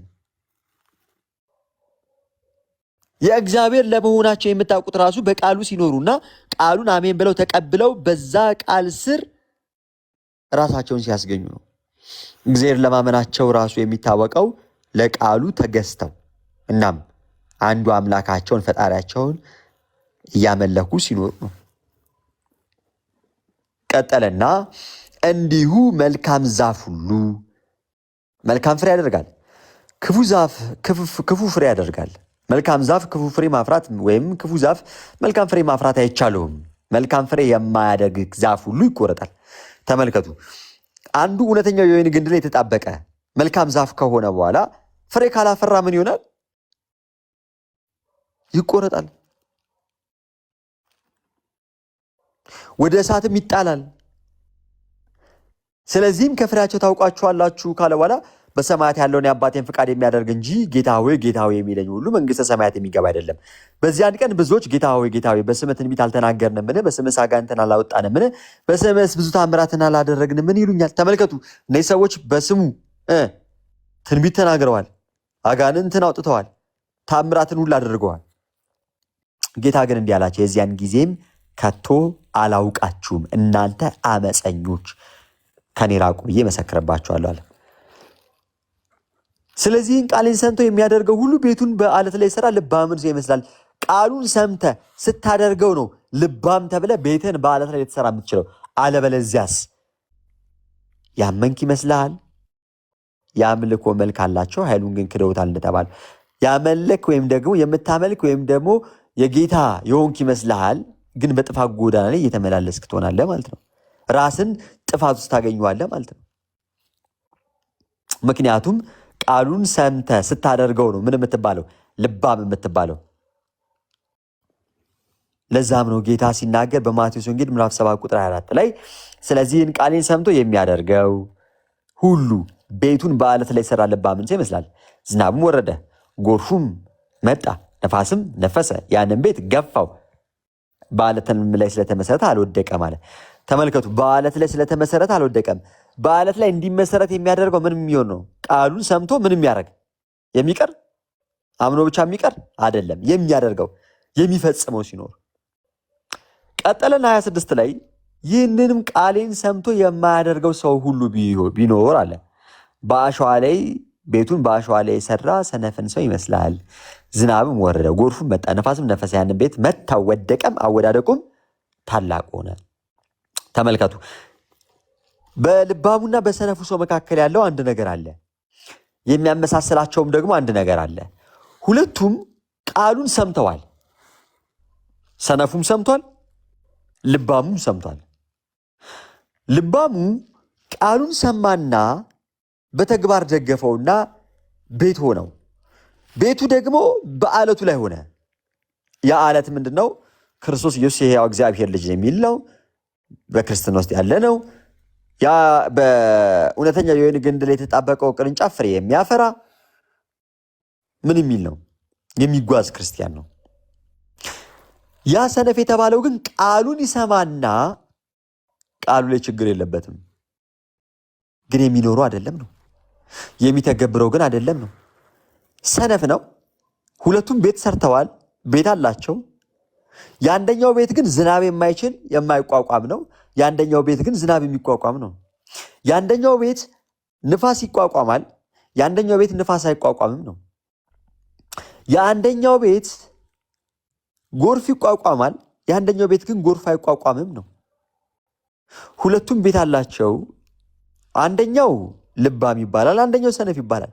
የልባሙ በአለት ነው፣ የሰነፉ በአሸዋ ነው። በአሸዋ ላይ እንዲሰራ ያደረገው ቃሉን ሰምቶ ባለመፈጸሙ ሲሆን ያኛው ደግሞ ቃሉን ሰምቶ በማድረጉ ነው ማለት ነው። እሺ፣ ግልጽ ነው ብዬ አስባለሁ። ስሙ በደንብ። ይህንንም ቃሌን ሰምቶ የማያደርገው ሰው ሁሉ ቤቱን በአሸዋ ላይ የሰራ ሰነፍን ሰው ይመስላል። ዝናቡ ወረደ፣ ጎርፉ መጣ፣ ነፋሱም ነፈሰ፣ ያንን ቤት መታው፣ ወደቀም፣ አወዳደቁም ታላቅ ሆነ። አወዳደቁ ምን ሆነ? ታላቅ ሆነ። ስለዚህ አወዳደቁ ታላቅ የሚሆነው ቤትን የሚሰራው ማን ነው ሲባል ሰነፉ። ያ ሰነፍ ደግሞ ምንድነው ያደረገው ሲባል ቃሉን ሰምቶ ግንስ የማይተገብረው በህይወት የማይኖረው የማይፈጽመው ነው ማለት ነው። ስለዚህ ቤተ ክርስቲያን ቃሉን ሰማለች፣ ትተገብራለች፣ ታስተላልፋለች። አጥምቁ ተብሎ የተላከው ለቤተ ክርስቲያን ነው፣ ታጠምቃለች። ስጋዬን የሚበላ ደሜን የሚጠጣ የዘላለም ሕይወት አለው አለ። ስለዚህም ቤተ ክርስቲያን ምን ታደርጋለች? ስጋውን ታቀርባለች፣ ደሙን ታጠጣለች። ለምን? ለዘላለም ሕይወት። እኔ ማነኝና ነው ክርስቶስን ማረመው? እስኪ ልጠይቃችሁ፣ ከእናንተ ውስጥ ክርስቶስን ሊያረመው የሚቻለው አለ? የክርስቶስ ቃል ሊታረም የሚችልስ ነው? ጋይስ ዩሲ አይችልም። ስለዚህ ይህንን ልብ ያለው ልብ ይለዋል እንደሚለው ልባም ሆነን ክርስቶስን ኢየሱስን ወደ መምሰል እያደግን በቃሉ እየኖርን በሰማነው ቃል ደግሞ ቤታችንን እየሰራን በአለቱ ላይ እየጸናን እርሱን ጌታችንን፣ ተስፋችንን፣ ጌታን፣ መድኃኒታችንን እርሱን እየጠበቅን እንድንኖር ልዑል እግዚአብሔር አምላክ ፍጻሜያችንን ያሳምርልን። የማቴዎስ ወንጌል ምዕራፍ 24 ቁጥር 13 ላይ እስከ መጨረሻው የሚጸና ግን እርሱ ይድናል።